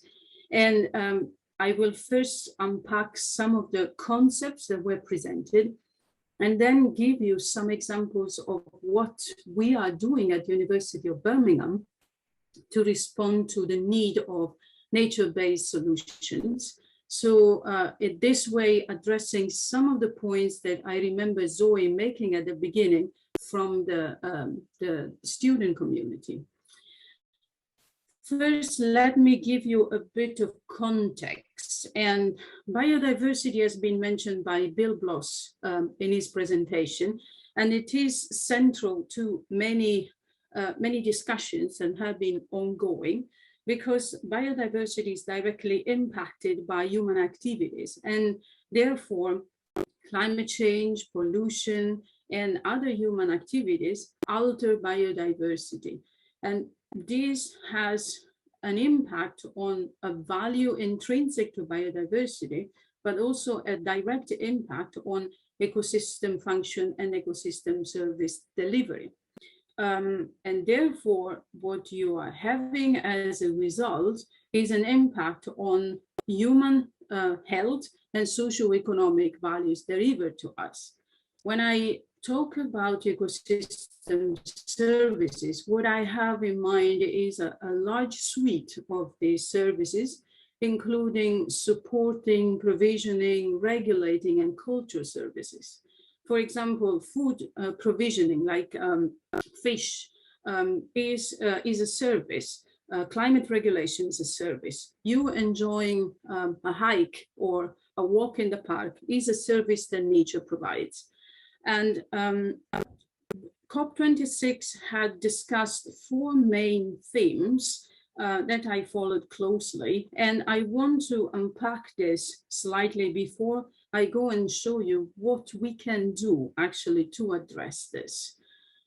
First of all, what are nature-based solutions? So these are actions to protect, sustainably manage, and restore natural or modified ecosystems. And for example, reforestation, constructed wetland, green areas in urban cities, all these provide essentially societal challenges that simultaneously provide human well-being and biodiversity benefits. So as I would put it simply, we help nature to help us. The other concept that was discussed at the COP26 is mitigation. And one of the most obvious one is climate change mitigation, which means avoiding and or reducing factors that cause pollution, climate change, poor water quality. Now, I want to address a few things here. We have heard from Bill Bloss, so the dialogue around how we do mitigation, how do we implement it? And so obviously the most obvious and the most effective would be to avoid emissions. And so transition to clean tech and something that prevents emission from fossil fuel. But as you have heard, we managed to reach an agreement to reduce emission. And unfortunately, there is not very much clarity from the COP26 how much of this will be effective and how much the different nations will be accountable for it. The other thing I also want to point out here, which was the elephant in the room at COP26, I felt, pollution was never really mentioned directly. And it's one of the main causes that triggers the consequences of climate change or enhances these consequences. Then there is another concept that was put forward, and it's important to understand the distinction between mitigation and adaptation. Adaptation is the way we alter our behavior or the systems we live in so that we can develop practical solutions that can help minimize the consequences of climate change, human impact, and pollution. For example, we can shift from fossil fuel to clean source of energy. This is a form of adaptation, but also recycling is a form of adaptation. Now, I promise I will talk to you about green sustainable technologies. Here is a suite of examples of what green technology look like. And essentially what we are looking to do by switching to green technology is to provide humanity with the same or improved lifestyle, but at the same time, we provide ourselves a future in a cleaner environment. And so words like net zero emission or clean growth have been widely used. And they are attached to technologies that enable this transition to clean growth.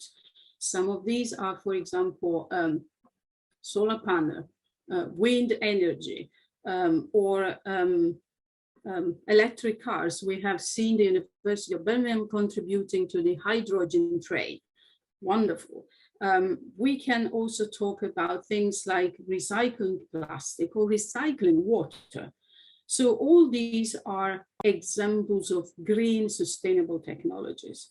what do we need in order to enable green technologies to take the market? So how do we understand the problem, but especially how as a scientist we can deliver a solution or multiple solutions? So Bill has also mentioned the Bi4 facility. This is a facility unique in its entirety that studies the impact of CO2 emission on woodland. And the University of Birmingham is quite at the cutting edge in this respect because this facility is quite unique. And what this allows us to understand is impact of climate change on woodland, for example. And this is part of the process we need to understand in order to provide solutions. In the School of Bioscience in the college, LES College, there is also a very strong focus on fresh water.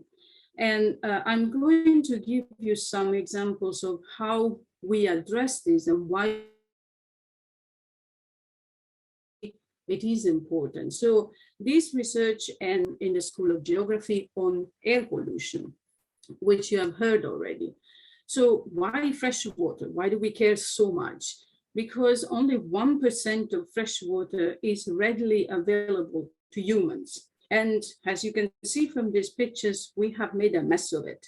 So very little is still clean and much of it is extremely polluted. And this is actually a big issue because more than 2 billion people worldwide have no access to clean water.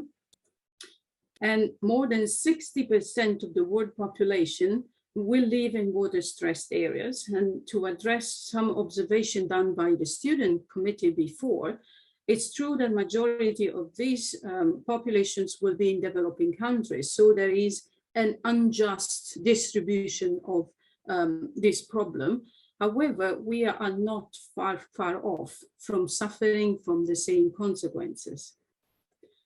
And sadly, even if we treat our wastewater, more than 80% is still contaminated when it returns to the environment.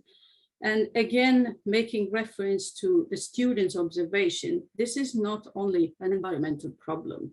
This is the wrong assumption, simply because all of this goes back to our health. And so human health and environmental health are tightly connected. And if we forget that link, we have done only half of our job. In fact, 9 million people die every year because of pollution. And this is super scary if you think that it's only surpassed by the COVID-19 pandemic. So remember, the two things are connected. If you improve environmental health, automatically you will improve human health. And going back to water and our focus in the college, what do we do in this realm? We very much understand and appreciate that water reuse is an emergency. I call here necessity, but actually it's an emergency. And nature-based solutions, I'm convinced, are the way to the future.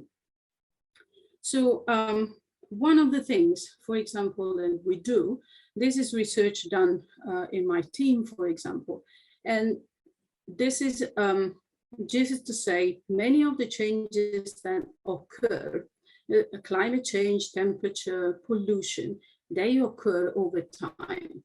And so unless we understand how these changes have a cause and effect link, we might fail to target the right problem. So here is an example how we target this. We use sediment cores from lake and sediment and ponds. We date these sediment cores and with carbon isotopes. And then from each of these layers, we quantify the biodiversity, the pollution, the climate, and then using artificial intelligence, we understand what taxonomic groups are more affected by certain contaminants or environmental factors. And this is used as a training set to forecast the future of biodiversity and ecosystem services. Now, the aim of this is understanding what part of biodiversity is affected by pollution, but it's also a mechanism offered to decision makers like environment agencies to prioritize. So what we can do is definitely providing new tools. We cannot protect everything, and we cannot stop polluting altogether, because especially chemicals, for example, are in all the products we use. But one thing we can definitely do is to provide a tool that prioritize things that are more important because they deliver services or mitigate factors that are most adverse on biodiversity. And so this is an example how you can use research and innovation to understand, mitigate, and adapt. This is another major initiative in the School of Bioscience, led by the School of Bioscience Center of Precision Toxicology. And this is a concept somehow that expands from precision medicine, and it's a consortium of European partners. It is funded by 20 million euros at European level to basically identify new ways to understand the impact of pollutants on wildlife and humans, and how we can actually regulate it more efficiently. Another example, we use model systems like this small creature here called Daphnia. It's a freshwater invertebrate, and what our research has demonstrated, this is used as a typical bioindicator species by regulatory agencies to test pollution in water, so water quality indicator. One thing that this organism is particularly known for is a very extended dormancy. And so we can resurrect animals from different times in the past to see how they responded to pollution or climate change, for example. But what is also interesting that we have discovered is that ancient strains of these invertebrates are more resilient to pollution because they haven't been weakened by decades of exposure. And so these are strains we have used to develop a new technology for water bioremediation. And here Daphnia works as a small vacuum cleaner, if you think, that absorbs and removes everything from water, enabling water reuse. That's a major point, returning back to the importance of water and water shortages. So without going into detail here, this is a technology that we are strongly developing in collaboration with industry, because that's another point that was made initially. If scientists don't work closely with industry and we do not understand their needs, we cannot deliver sustainable solution. So this technology, like many others that are emerging, has few key important points. It meets regulatory compliance, and so it's welcomed by industry. It's green, renewable, scalable, and importantly, it's low tech. So this means it can be adopted also by emerging economies. So we have to make sure that all these technologies are actually available. They are available to developing countries, otherwise they won't be able to jump on the train. And so this is an example of mitigation, adaptation, and remediation. And this is the web page if you're interested in understanding more. What I want to conclude very briefly is, can I do something? And I heard initially the problem of climate change is complex. We probably are far off. We cannot do much. I disagree. We can. We can change behavior. We can demand change. We can do science that matters, and we can develop technologies that can help. So my invitation to the young generation is, don't be idle, don't be passive. The future is yours. And so you are the ones that can demand either a sick or a very healthy planet. So thanks very much. Thank you so much for the informative presentation. I will straight away go to Professor Robert Lee to make his presentation. We're extremely behind time. Maybe Bob, you know, try to summarize the presentation. I'll be really quick. You have the mic, Bob. I won't use slides. I just want to say a little bit about climate finance. You've heard about the ambition to keep global temperature increases at or below 1.5 degrees C. You heard from Bill that under the Framework Convention on Climate Change, developed countries are expected to take the lead in that regard. And the way that the Framework Convention works is that climate finance should be provided by Annex 1, that is developed countries, to non-Annex 1 developing countries to support their efforts to address climate change and the impacts of climate change. And that was a major issue that pervaded discussions at COP26. It's a discussion that certainly takes life in 2009 at COP15 in Copenhagen, when that promise was made of $100 billion US per year by 2020. And that promise was reiterated the following year in Cancun, and it was reiterated in Paris in 2015 at the time of Paris Agreement. So it's a long-standing commitment to provide that $100 billion of climate finance. And it has been missed. 2020 arrived without that climate finance there. And that is a fundamental difficulty going into COP26, because it does undermine the trust of the developing countries in the developed world and their seriousness. And the UK presidency had that climate finance commitment as one of its key goals going into COP26. Without it, as things stand, developing countries are being asked to cut their own future emissions, a costly thing in its own right, while they suffer from and bear the costs of the climate change for which they are considerably less responsible than the developed world.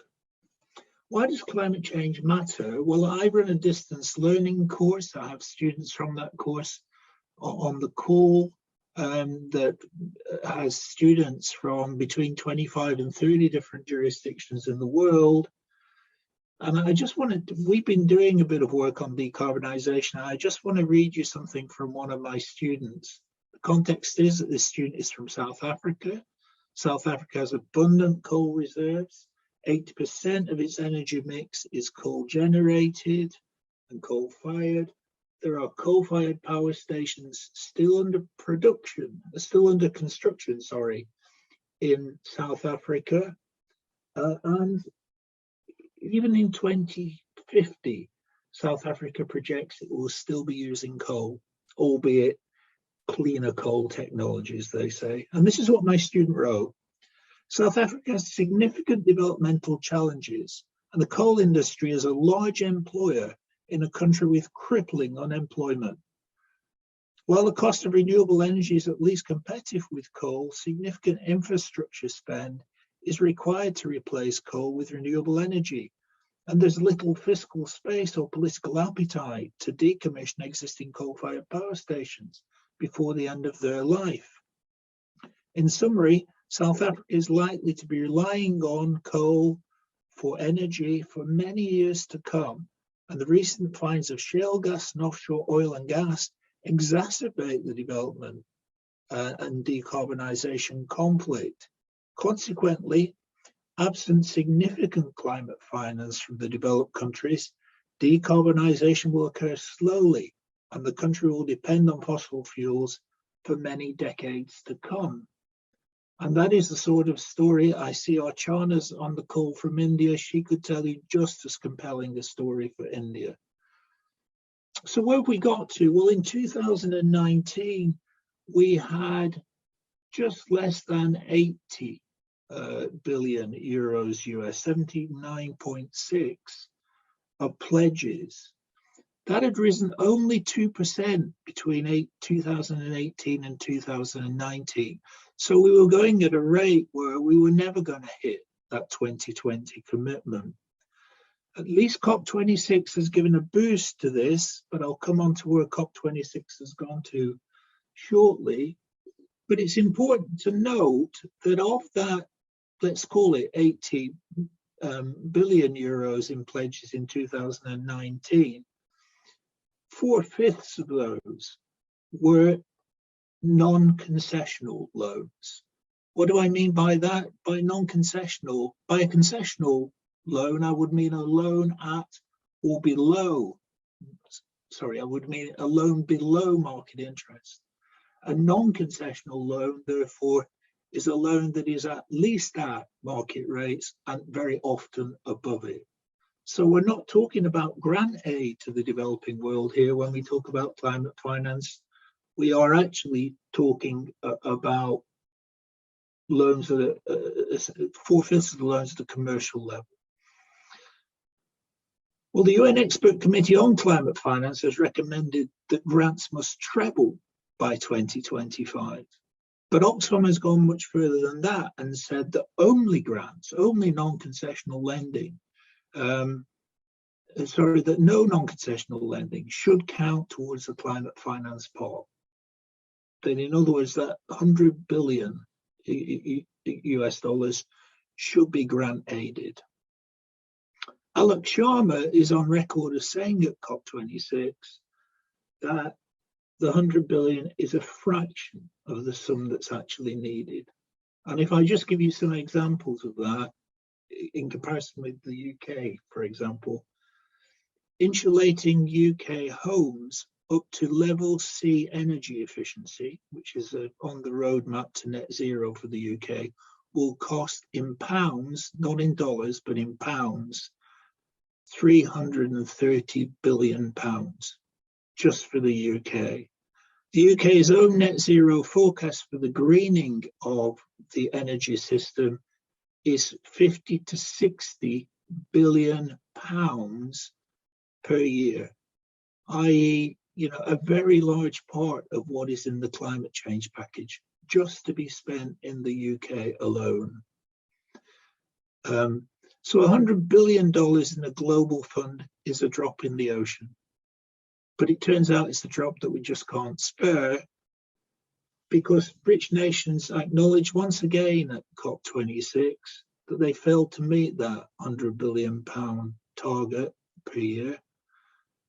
And here's the language: the conference notes with regret that the goal of the developed country parties to mobilize jointly $100 billion per year by 2020 in the context of meaningful mitigation actions and transparency on implementation has not yet been met. But it goes on to welcome the fact that there have been increased pledges, and it welcomes the collective actions that were agreed upon at COP26. And that's very COP-like drafting. Every bad message gets sweetened by a slightly better message. The text urges Annex 1 countries to meet the target urgently and through to 2025. But nothing is said in the text at all about the gap years that are now accruing in 2020, in 2021, and whether that shortfall will ever be made up. On a slightly brighter note, however, COP26 did put in place a certain amount of infrastructure to extend that climate finance fund beyond 2025, which hadn't thus far been agreed. And that has got to be welcomed. But whether that will help us convert a fund that's calculated in billions of US dollars into a fund which would have trillions of US dollars, which is truly what's needed, is anyone's guess.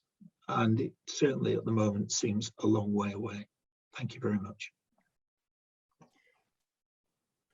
Thank you, everyone. So if you wouldn't mind staying with us for a couple of more minutes, because we do have some questions for you. This was really informative, and I hope the students enjoyed, because I think there is still lack of understanding what was agreed at COP26, and it will take us a while to understand where we are at the moment. So one question that we have received before this event, and I think this is a question that everyone can chip in, and I will give first floor to Bill because I know he has to leave. So one of the things that we got from students is that they are very much happy with some of the commitments that were made at COP26. Although we know that this is not really the full deal and this is not what we were aiming to, but some deal has been agreed.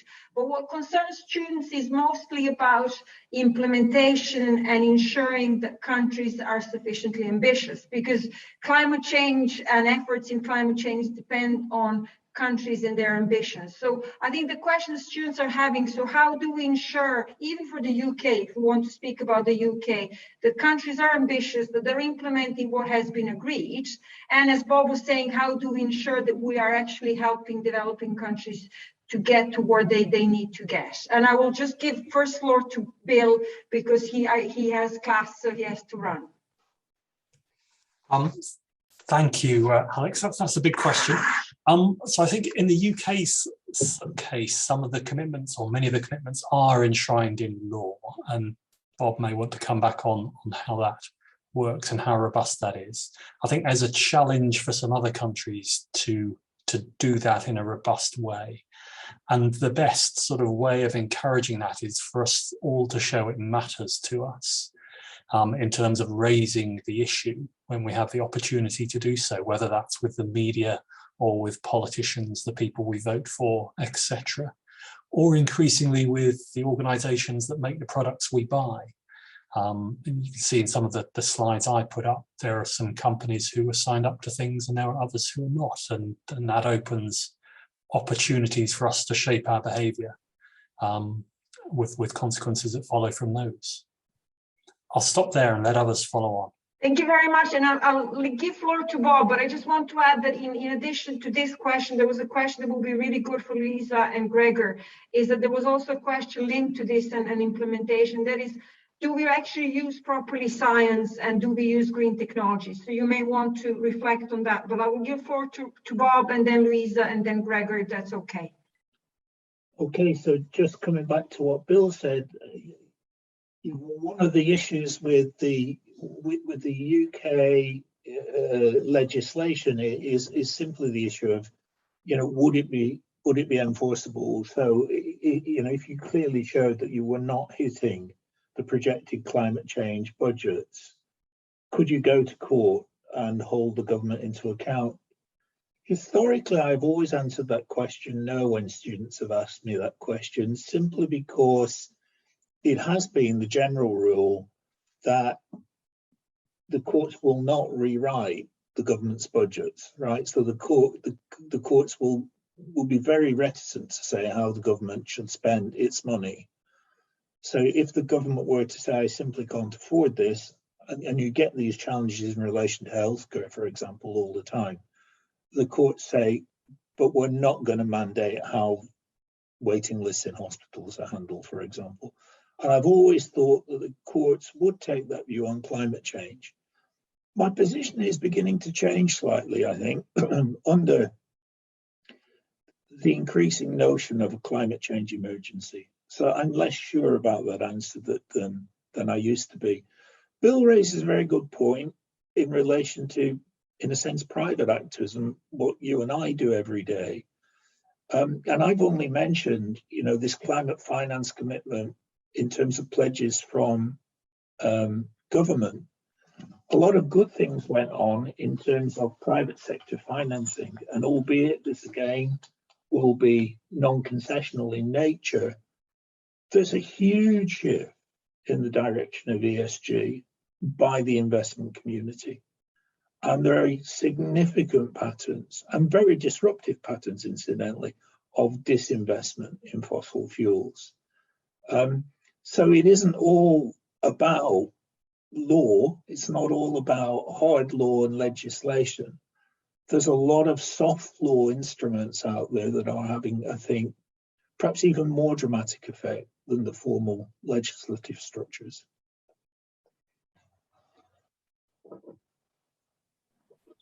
Luisa, do you want to go ahead, and then Gregor? Thank you. Yes, so the question, Alex, was, is there enough green tech and do we use it? I was at the COP, and then there was a lot of discussion. So you realize by these presentations and many others that science is there or can be there delivering the clean tech. So it is possible from a scientific point of view. What we might lack at some point is a translation to what is actually needed by industry, and the push from regulation that industry needs to have. So I was also happy to learn at COP26 that the World Bank, so people with money, said the money is here, is allocated, we just don't know where it needs to go. So what I think, to push the green tech, we need to first engage with industry, so understand their needs, and secondly, encourage a government to allocate funds in a strategic way. And again, this goes back to people, what they want and what they push for. And so if there is a social awareness and interest in green tech, we can get there. Thank you. Gregor, please. Yeah, many thanks. I think I take the question with respect to how good our science is, and that's a very interesting point. So I try to convey in my presentation that the principle, big picture science is there, and it's pretty clear, and it's out there for many years, that anthropogenic climate change will have these effects in the near future, in the longer run, in terms of global mean perspective, increased extremes, and something like this. So that's the general statement. The general trajectory is obviously very well researched. When we think a little bit more into the nitty-gritty, and when we think about financing, what Robert just said, just for a moment, an experiment. Imagine we would have the 100 billion at hand every year to distribute. Then we would still need a mechanism how to distribute, to decide which project would be funded first, because there may be a higher need of adaptation in this place than in this place. So you will have to find some regulatory framework and some mechanism, which of course will need robust estimation of, let's say, uncertainty of adaptation needs in one or the other place. And you will have to spend the money only once. So you have to compare which one where first and so on. And this needs discussion. This needs an increased level of granularity in terms of potential future threats, for example, for extremes when you talk about adaptation.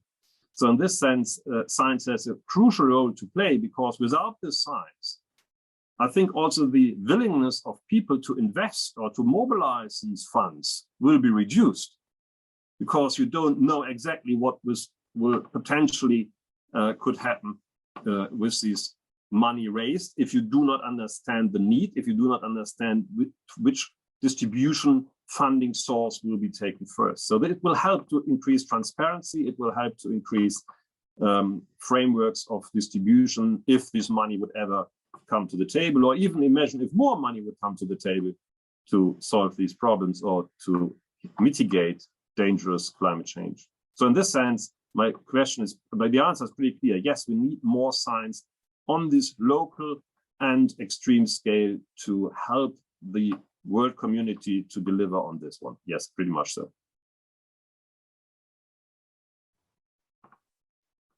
We would have loved to keep our conversation going, but here we reach to the end of our event. I'd like to thank all the academics for taking time out of their busy schedules to feed our minds with environmental friendly ideas. Your presence and insightful remarks aided in amplifying our cause in the best way imaginable. So thank you very much for joining us today. Thank you very much. Okay, many thanks for organizing. Thank you very much to everyone. Thank you so much. Thank you.